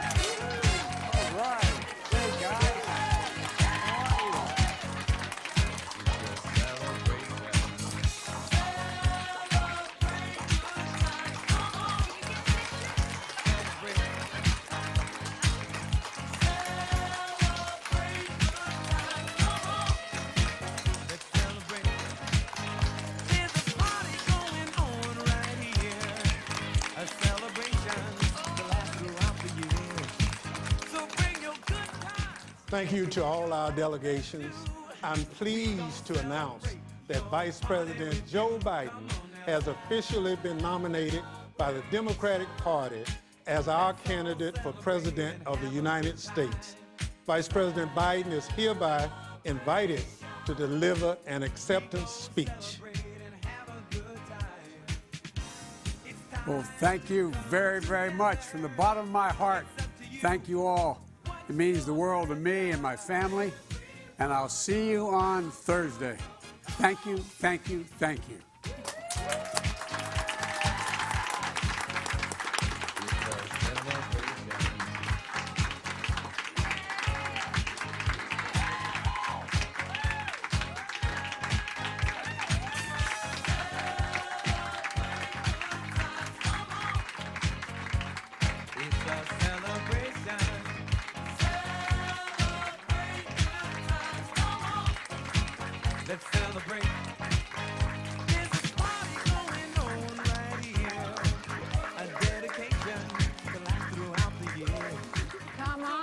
on.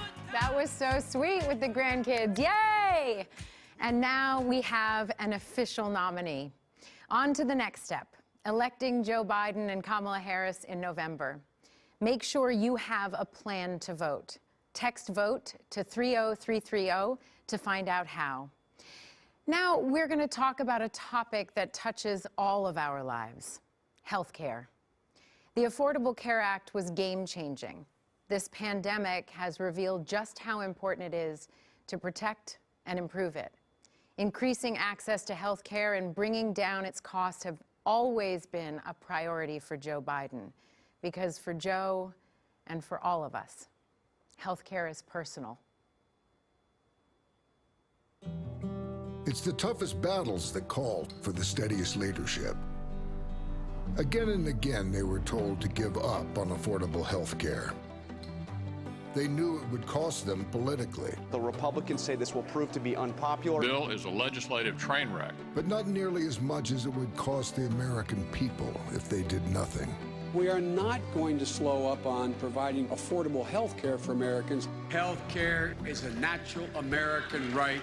Giving up on the Affordable Care Act would have meant leaving 20 million without coverage out in the cold. But Joe Biden wasn't about to give up, because he knew what it was like to stand in their shoes. He was sworn into the Senate next to a hospital bed. His wife and daughter had been killed in a car crash. And lying in that bed were his two sons. 40 years later, one of those little boys, his son, Beau, was diagnosed with cancer and given only months to live. It's hard to imagine a greater grief than losing your child. But Joe always knew that his family was one of the lucky ones. After that accident, his son got 40 more years of life, all because he had health care. Without objection, the motion to reconsider is laid on the table. Now, it's unthinkable that Donald Trump is trying to take that health care away. In the middle of a pandemic, he's still trying to get rid of the Affordable Care Act. This fight is personal for Joe, as personal as it gets.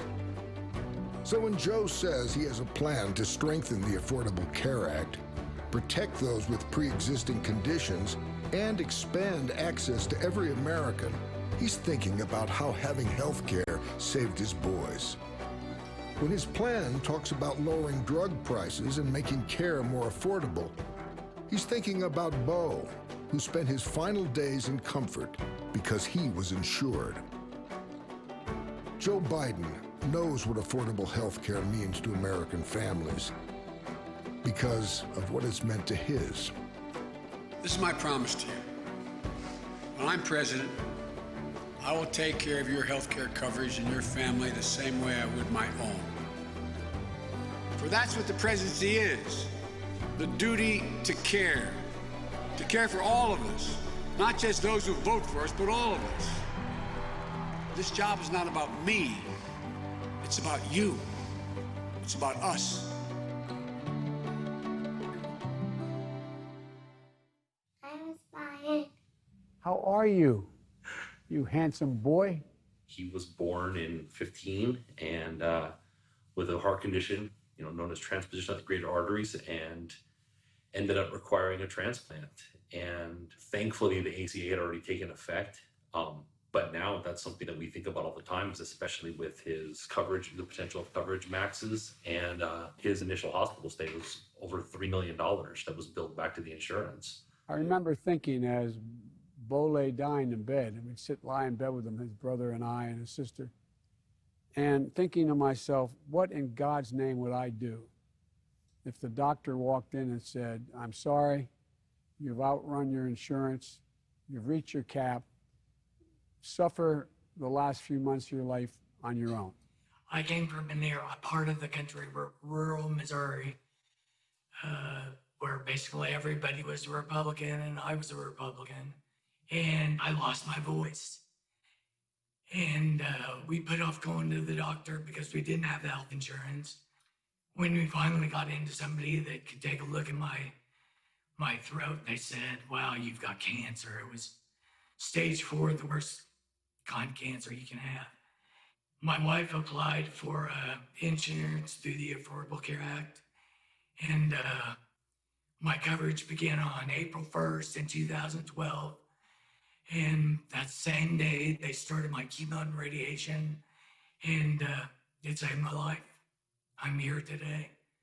Generally speaking, as a church, you're concerned about people spiritually, but you're also concerned about other areas of their life. And that includes their physical or physiological well-being, because the Bible talks about all of us. But there are people in our country, and in fact, people in my church that can't take advantage of it because they don't have good health care. That's pretty discouraging to me, and that's pretty discouraging to them. Because of the myasthenia gravis and the fact that it's a very rare disease, a lot of our medications we have to fight for. And before the ACA, we worried about our medications. We worried about the pre-existing conditions for our children. We worried about age and the cap, because having that cost of the medications, we would have reached that $1 million cap in no time. But once the ACA passed, we no longer had that cap of the $1 million. The fear that you all live in, understandably, if somehow tomorrow they said no insurance, you're not covered, is just devastating. Hey, Laura, how are you doing? Yes, again. How you doing? Well, you beat Hodgkin's lymphoma. God love you. But during it all, Trump was trying to rip away your coverage. The day you got your first chemo, Republicans voted to gut the ACA. I can't imagine what it must have been like going to sleep at night wondering what to do. Ever since I was diagnosed, every night I'd go to bed concerned about what news I would get in the morning. And even today, they're still trying to take away our health care, even during a pandemic. Look, we're going to make sure we don't lose that ACA. We're going to provide a Medicare-like option as a public option. And any state where there is if you qualify for Medicaid and the state hasn't provided it, you'd automatically be enrolled. I'm going to protect you like I tried to protect my own family. And I promise you that.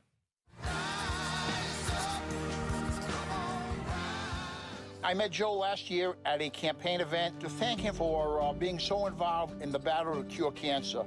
Indeed, I have what's been diagnosed as terminal cancer.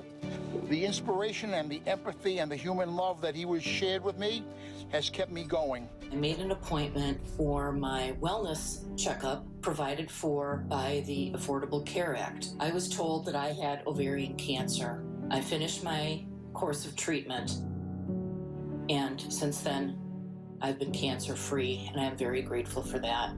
I chose to become a Joe Biden delegate as I watched with our nation as President Donald Trump sought to dismantle the Affordable Care Act. My purpose in life right now is to devote all my energy to getting Joe elected. I anxiously jumped at the chance to become a Biden delegate. You will continue to strengthen the Affordable Care Act so that diseases like cancer don't go undetected.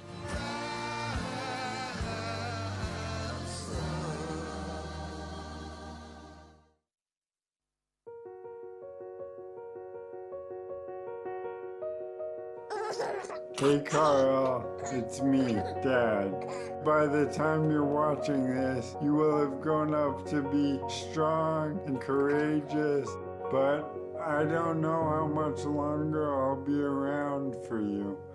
I was diagnosed with ALS today, which is a deadly, debilitating disease. After I was diagnosed, the president passed a tax bill that put my health care at risk. So I went to Washington, D.C. My next guest made headlines when he confronted a Republican senator on an airplane. You can be an American hero. I wanted to help create a better country for you to live in. Democracy is beautiful! Democracy is beautiful! All that matters to me is to make you proud, because I'm already so proud of you.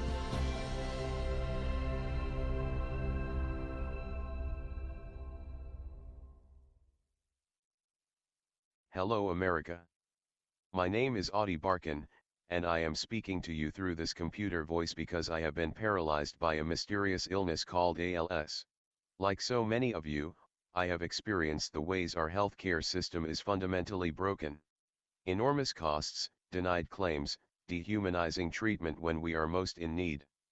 Since my shocking diagnosis, I have traveled the country meeting countless patients like me, demanding more of our representatives and our democracy.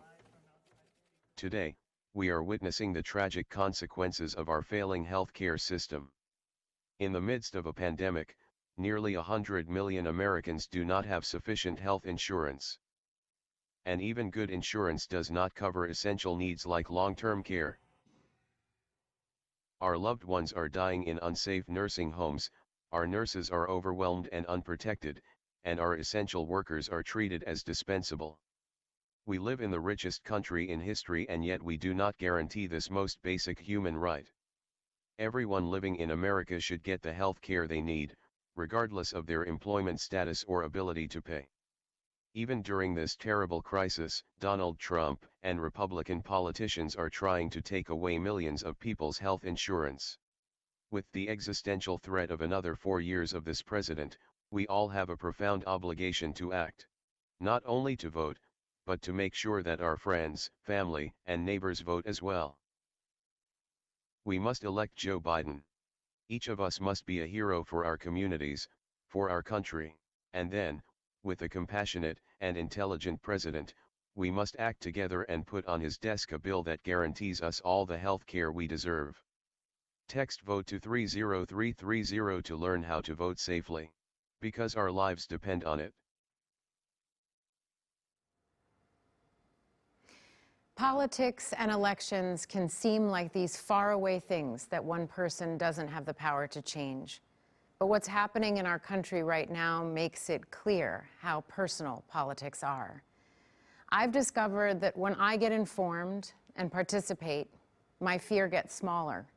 Voting is a big part of that. So knowing the change you want, vote for the leaders you think will make it happen. And if you're able, if you can, help fund this campaign. Please go to joebiden.com and chip in whatever you can.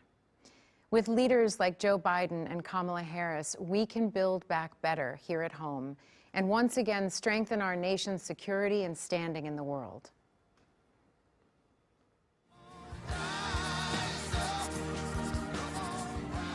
My name is DeMarcus Gilliard. I'm 34 years old, and I currently live in Los Angeles, California. I'm a 2009 graduate of the U.S. Naval Academy in Annapolis, and I served on active duty in the Marine Corps as an officer for 6 years. I took an oath to support, uphold, and defend the Constitution of the United States of America, and I know that Joe Biden, in his years of public service, took a similar oath, and he understands the sacrifice of the men and women in uniform who are overseas right now fighting for the ideals of this nation, that liberty and justice can be extended to all people. I know that Joe Biden understands that at his core. I trust him to lead us on day one into a greater future. There's nothing more important for me right now than making sure that we restore the soul of our nation.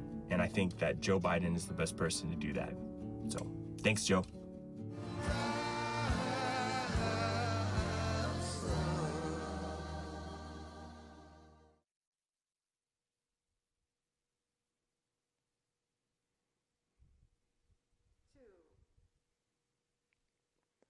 Hi, I'm John Kerry.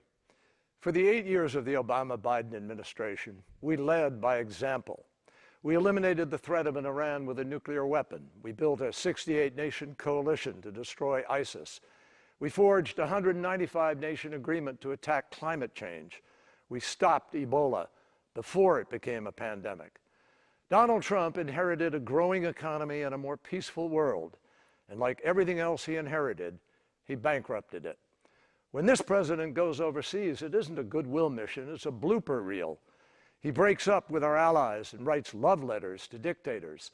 America deserves a president who is looked up to, not laughed at.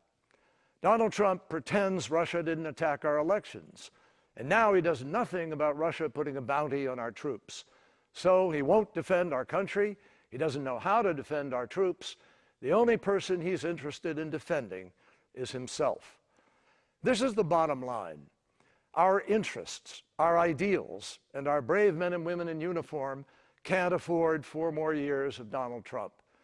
Our troops can't get out of harm's way by hiding in the White House bunker. They need a president who will stand up for them, and President Biden will.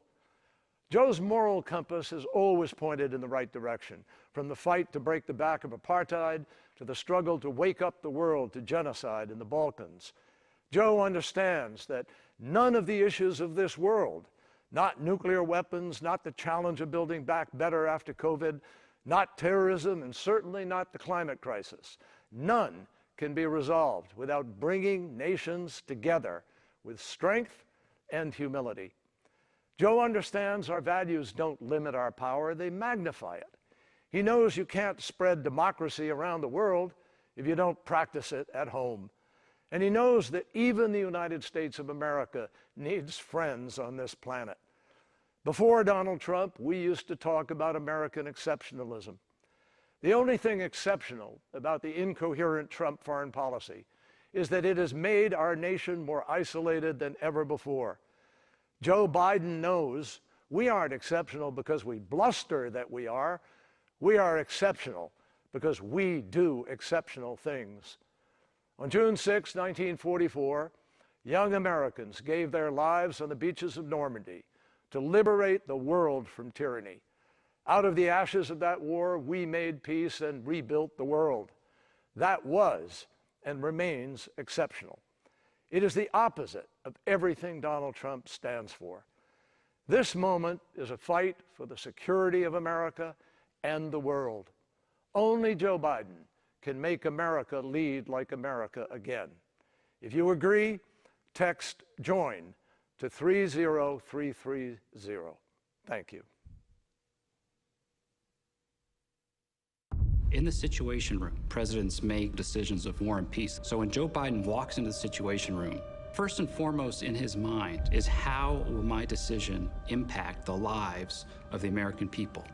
He is experienced. He has made the tough calls. He's got courage. He's got tremendous courage, character, judgment, and he can be tough. I witnessed it close up. Joe Biden is decisive and well prepared for any issue. There's no one more qualified than Joe Biden to be sitting at the head of the table in this Situation Room making decisions for this country.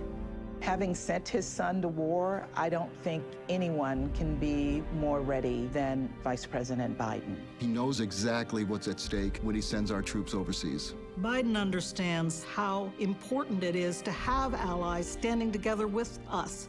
They are force multipliers. Joe Biden has a unique ability to connect with people. He knows the leaders, and he's dealt with them for years, knows what makes them tick. They trust him, they trust his judgment, and they know that his word is good. I know that Biden's personal diplomacy will save American lives. To build these relationships takes decades, and to tear them down, all it takes is a tweet. Thanks to Donald Trump, our adversaries are stronger and bolder. Donald Trump has had a love fest with dictators, including China and Russia. He hasn't been standing up to them at all.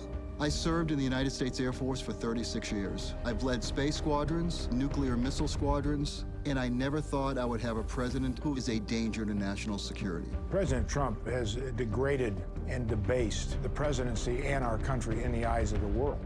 The Russians offered bounties on U.S. soldiers. I was shocked when I read that. But the president didn't even ask Vladimir Putin about it. That's un-American. There's something wrong with that. I mean, that's a dereliction of duty. You're failing the troops. You're failing this country.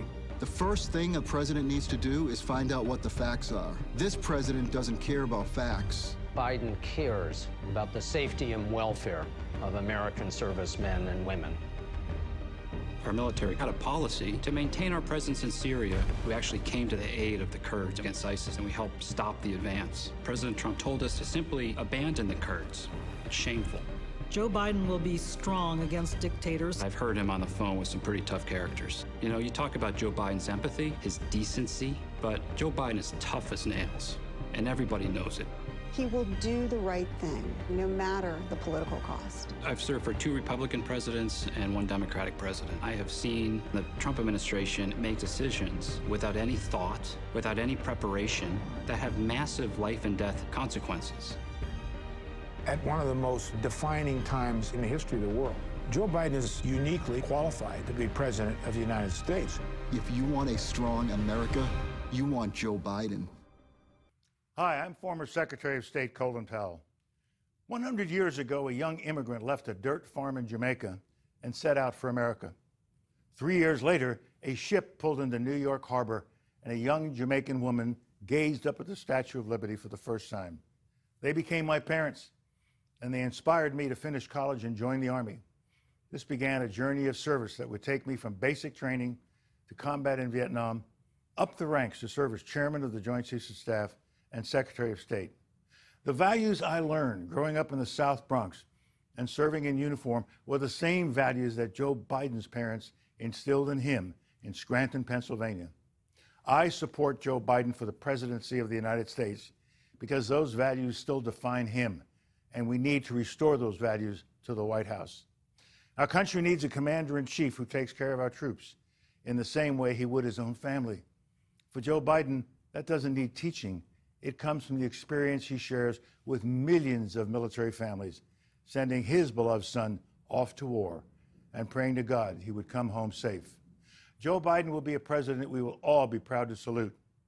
With Joe Biden in the White House, you will never doubt that he will stand with our friends and stand up to our adversaries, never the other way around. He will trust our diplomats and our intelligence community, not the flattery of dictators and despots. He will make it his job to know when anyone dares to threaten us. He will stand up to our adversaries with strength and experience. They will know he means business. I support Joe Biden because beginning on day one, he will restore Americans' leadership and our moral authority. He'll be a president who knows that America is strongest when, as he has said, we lead both by the power of our example and the example of our power. He will restore America's leadership in the world and restore the alliances we need to address the dangers that threaten our nation, from climate change to nuclear proliferation. Today, we are a country divided, and we have a president doing everything in his power to make it that way and keep us that way. What a difference it will make to have a president who unites us, who restores our strength and our soul. I still believe that in our hearts, we are the same America that brought my parents to our shores, an America that inspires freedom around the world. That's the America Joe Biden will lead as our next president. Thank you very much. It was a friendship that shouldn't have worked. John, a former Navy pilot just released from a North Vietnamese prison. Joe, a young senator from Delaware. Legislative assistance. But in the 1970s, Joe was assigned a military aide for a trip overseas. I was the Navy's Senate liaison and used to carry your bags on overseas trips. The son of a gun never carried my bags. He was supposed to carry my bags, David, but he never carried my bags.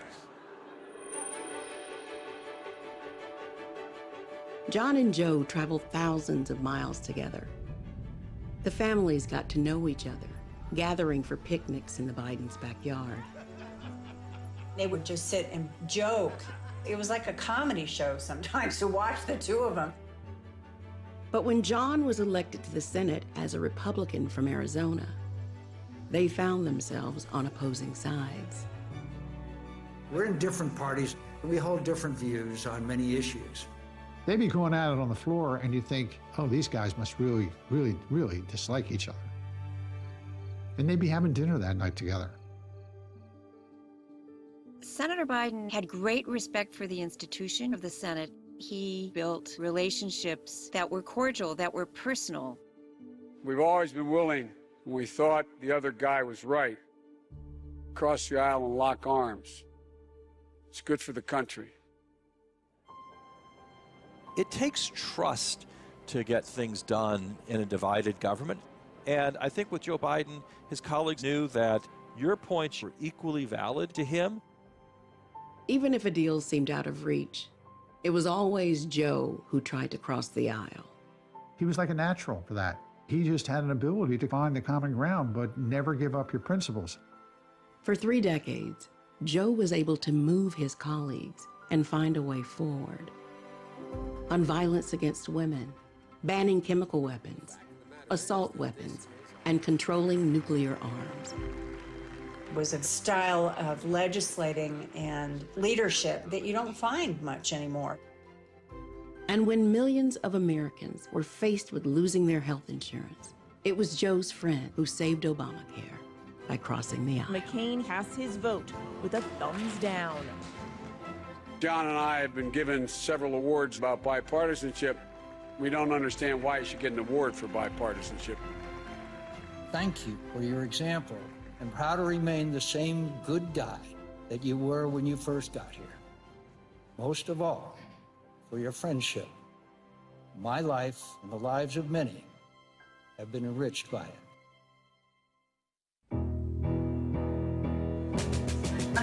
Love you. Good day, sunshine. Good day, sunshine. I have a rule that I never think of anything negative when I'm running. When I set my mind to something, I find a way to get it done. She is so damn tough and loyal. When I met Jill, I knew. My brother said, there's this woman, you'll really like her, Joe. So I gave her a call, and she had a date that night. You said, do you think you could break your date? Oh, that's right. And what'd you do? Well, I called and told the guy that I had a friend in from out of town and went out with Joe. I was 30, and I was a senator, and I was a widower. Several years earlier, a tractor trailer broadside my wife and 3 children. My wife was killed, my daughter was killed. I wasn't big on the whole date scene thing. But when I met Jill, I fell in love with her when I saw her. I've got sunshine on a cloudy day. He said, I'd really like to see you again. So he's looking at his calendar and he's, oh, Thursday. No, I'm really busy. No, I'm busy Friday. How about tomorrow? And I thought, buddy, you just blew your cover. She's owned me since then. The boys fell in love with Jill, too. I'm brushing my teeth one morning, and they came running in, and Bo and Hunt said, Dad, we think it's time we marry Jill. Swear to God.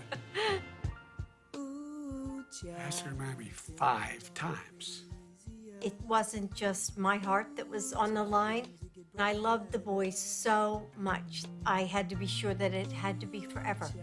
Now, I'm going to ask you one more time. Will you marry me? She goes like this. Okay.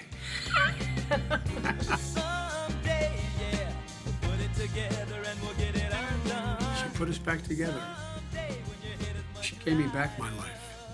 She gave us back a family. We were raised with the same values. I grew up in Willow Grove, Pennsylvania, right outside of Philly. My mom was English, Scottish, and my dad was Italian. My grandmother made the homemade noodles that would hang, you know, and she'd be drying her noodles. They were a very close family. She's the eldest of 5 girls. She's kind of like the godmother of all of us. I think we've all seen the feistiness in her. There was a bully in my school. She marched up the street and knocked on his door. And I punched him right in the face. My father fought in World War II. He was a signalman in the Navy, and he was very patriotic. He would take us to watch the Blue Angels, and he was so proud. We worshiped our mother. I can picture her so well, reading for hours. She just loved to read, and that had a great influence on me. I went to college at the University of Delaware. Then I taught in the high schools. I mean, I got up every single day so excited to go teach.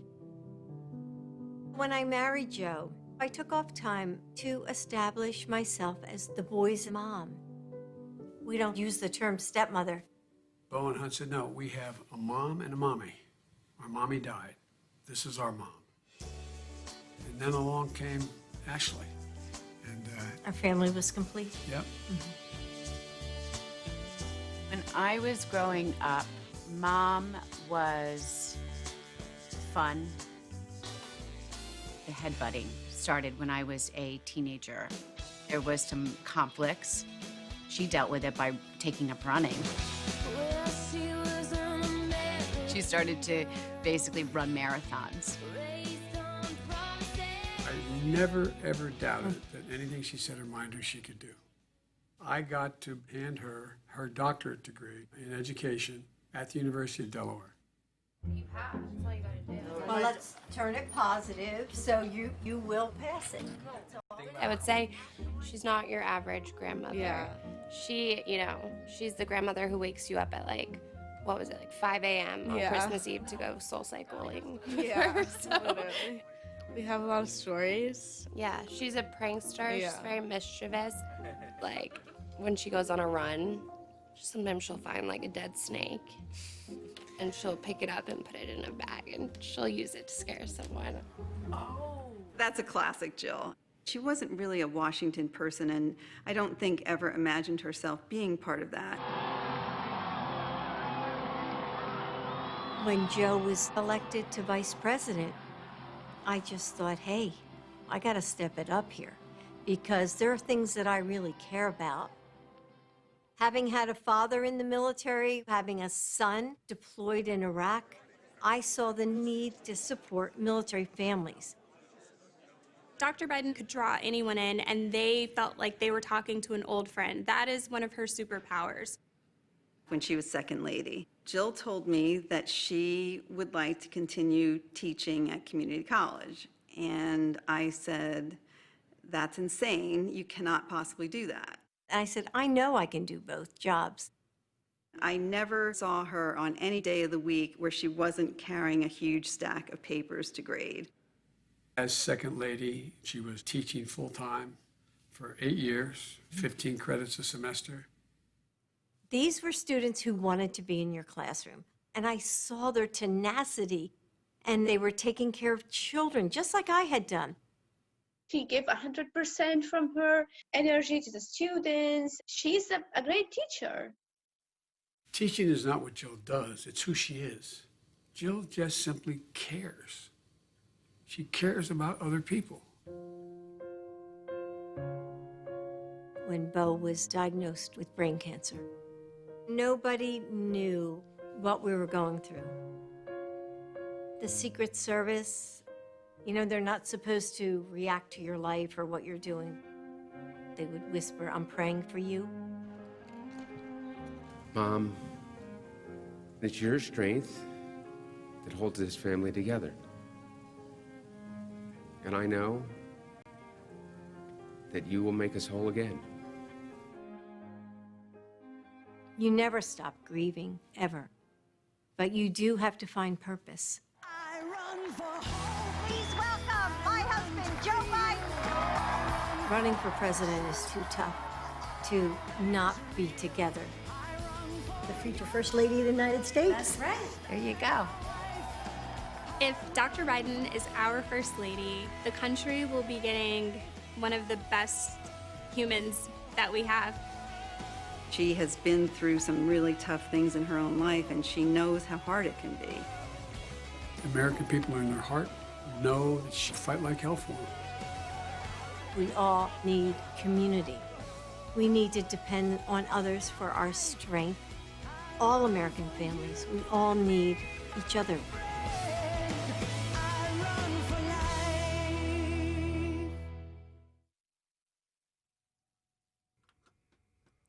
And now, please welcome Dr. Jill Biden.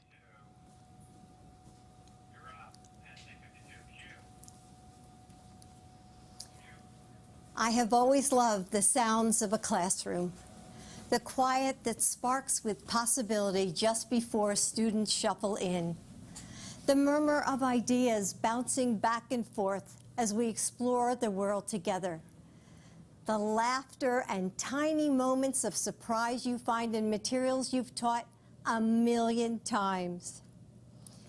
When I taught English here at Brandywine High School, I would spend my summer preparing for the school year about to start, filled with anticipation. But this quiet is heavy. You can hear the anxiety that echoes down empty hallways. There's no scent of new notebooks or freshly waxed floors. The rooms are dark as the bright young faces that should fill them are now confined to boxes on a computer screen.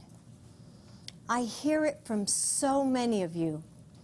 The frustration of parents juggling work while they support their children's learning, or are afraid that their kids might get sick from school. The concern of every person working without enough protection. The despair in the lines that stretch out before food banks. And the indescribable sorrow that follows every lonely last breath when the ventilators turn off. As a mother and a grandmother, as an American, I am heartbroken by the magnitude of this loss, by the failure to protect our communities, by every precious and irreplaceable life gone.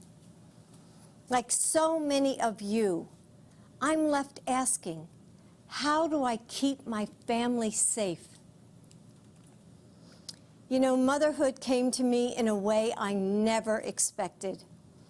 I fell in love with a man and 2 little boys standing in the wreckage of unthinkable loss, mourning a wife and mother, a daughter and sister.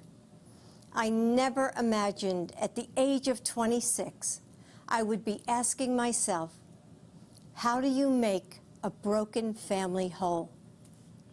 Still, Joe always told the boys, Mommy sent Jill to us, and how could I argue with her?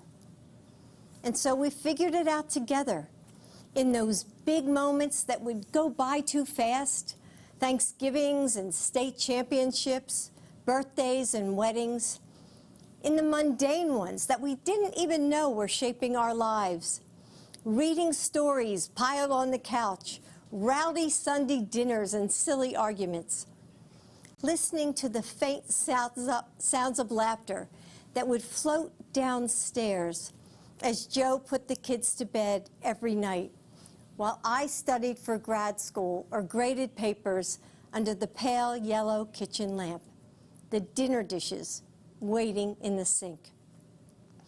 We found that love holds a family together. Love makes us flexible and resilient. It allows us to become more than ourselves together. And though it can't protect us from the sorrows of life, it gives us refuge, a home. How do you make a broken family whole? The same way you make a nation whole. With love and understanding, and with small acts of kindness, with bravery, with unwavering faith. You show up for each other in big ways and small ones, again and again. It's what so many of you are doing right now for your loved ones, for complete strangers, for your communities. There are those who want to tell us that our country is hopelessly divided, that our differences are irreconcilable. But that's not what I've seen over these last few months. We're coming together and holding on to each other. We're finding mercy and grace in the moments we might have once taken for granted. We're seeing that our differences are precious and our similarities infinite. We have shown that the heart of this nation still beats with kindness and courage. That's the soul of America Joe Biden is fighting for now. After our son Beau died of cancer, I wondered if I would ever smile or feel joy again. It was summer. but there was no warmth left for me. 4 days after Beau's funeral, I watched Joe shave and put on his suit. I saw him steel himself in the mirror, take a breath, put his shoulders back, and walk out into a world empty of our son. He went back to work. That's just who he is. There are times when I couldn't even imagine how he did it, how he put one foot in front of the other and kept going. But I've always understood why he did it. For the daughter who convinces her mom to finally get a breast cancer screening and misses work to drive her to the clinic. For the community college student who has faced homelessness and survived abuse, but finds the grit to finish her degree and make a good life for her kids. For the little boy whose mom is serving as a Marine in Iraq, who puts on a brave face in his video call and doesn't complain when the only thing he wants for his birthday is to be with her. For all those people Joe gives his personal phone number to at rope lines and events, the ones he talks to for hours after dinner, helping them smile through their loss, letting them know that they aren't alone. He does it for you. Joe's purpose has always driven him forward. His strength of will is unstoppable, and his faith is unshakable, because it's not in politicians or political parties or even in himself. It's in the providence of God. His faith is in you, in us. Yes, so many classrooms are quiet right now. The playgrounds are still. But if you listen closely, you can hear the sparks of change in the air. Across this country, educators, parents, first responders, Americans of all walks of life are putting their shoulders back, fighting for each other. We haven't given up. We just need leadership worthy of our nation, worthy of you, honest leadership to bring us back together, to recover from this pandemic and prepare for whatever else is next. Leadership to reimagine what our nation will be. That's Joe. He and Kamala will work as hard as you do every day to make this nation better.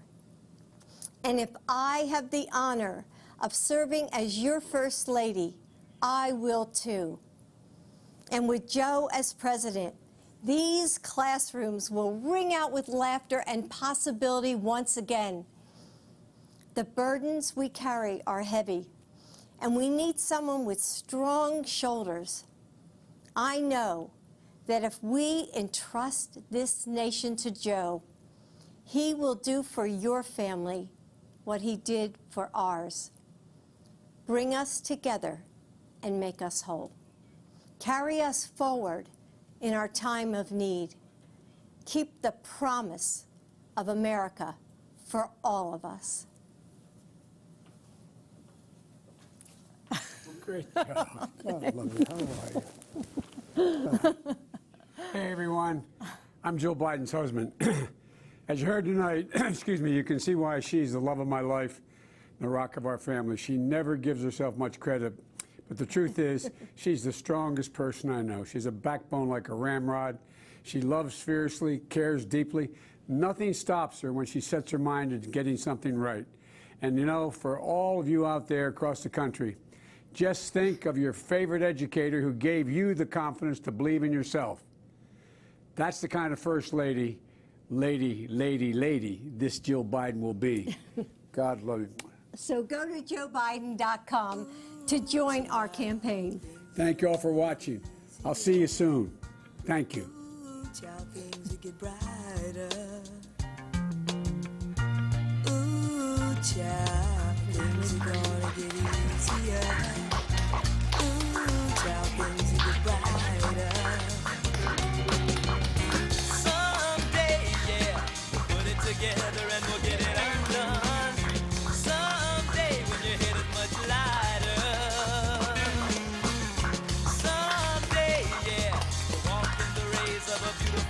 Thank you so much for being a part of this night.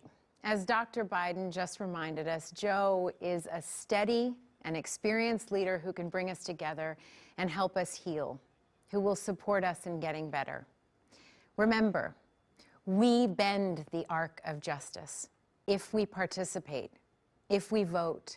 This moment isn't beyond you, it's up to you. Tomorrow night, we'll meet Joe Biden's choice for Vice President, Kamala Harris, and learn more about their vision for the future of our country. And we'll also hear from Senator Elizabeth Warren and President Barack Obama, plus performances from Billie Eilish and Jennifer Hudson. And now, with his song Never Break, here's John Legend.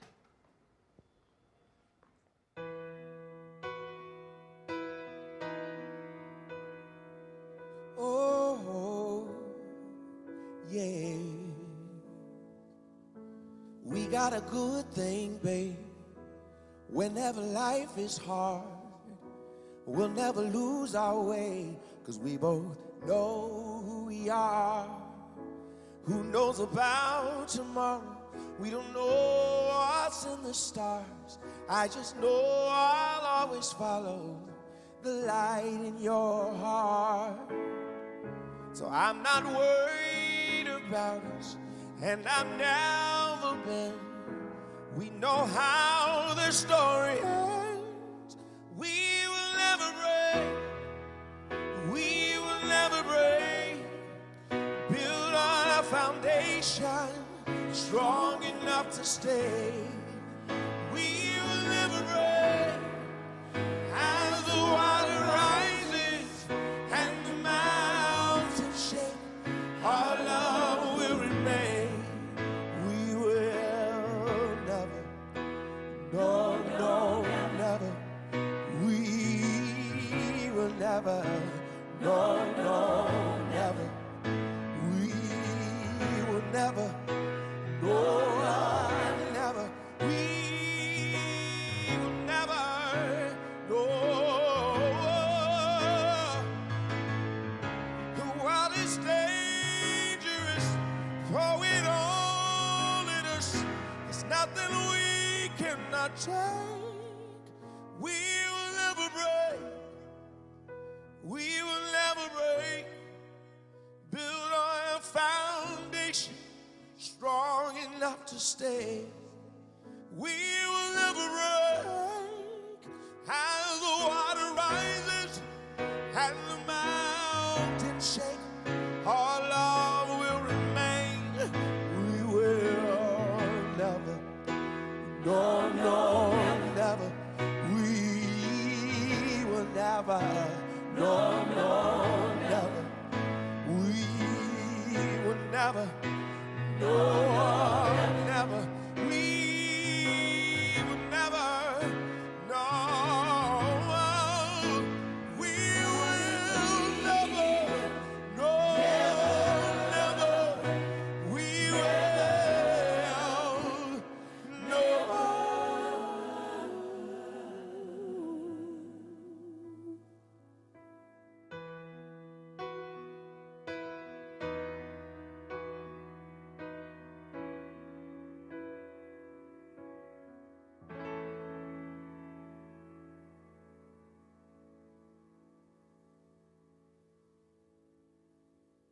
Tonight is all about leadership. We will work to meet our extraordinary challenges because progress is made by the hopeful, not the cynical. And we will do that work together because movements are built by the many, not the few. Faced with a president of cowardice, Joe Biden is a man of proven courage. He will restore our moral compass by confronting our challenges, not by hiding from them or undermining our elections to keep his job. We need a president who respects our laws and the privilege of public service, who reflects our values and cares about our people. In this job interview, the difference is stark. You know what Donald Trump will do with 4 more years. Blame, bully, and belittle. And you know what Joe Biden will do. Build back better. Joe understands our values don't limit our power, they magnify it. He knows you can't spread democracy around the world if you don't practice it at home. Joe Biden will be a president we will all be proud to salute. I know that if we entrust this nation to Joe, he will do for your family what he did for ours. Bring us together and make us whole. Carry us forward in our time of need. Keep the promise of America for all of us. I'm Mary Ann Buddy, Bishop of the Episcopal Diocese of Washington, D.C., and I'm honored to offer the benediction tonight. Hear these words from pastor, civil rights leader, and peace activist William Sloane Coffin. May God give you the grace never to sell yourselves short, grace to do something big for something good, grace to remember that the world is too dangerous now for anything but truth, and too small for anything but love. And now may the blessing of God, the source of all goodness, truth, and love, inspire you, inspire us all to realize Dr. King's dream of the beloved community, Congressman Lewis's dream of a just society, President Lincoln's dream of a more perfect union in this country, in our time. Amen. Delegates and distinguished guests, having concluded this evening's convention program, we will stand in recess until tomorrow evening.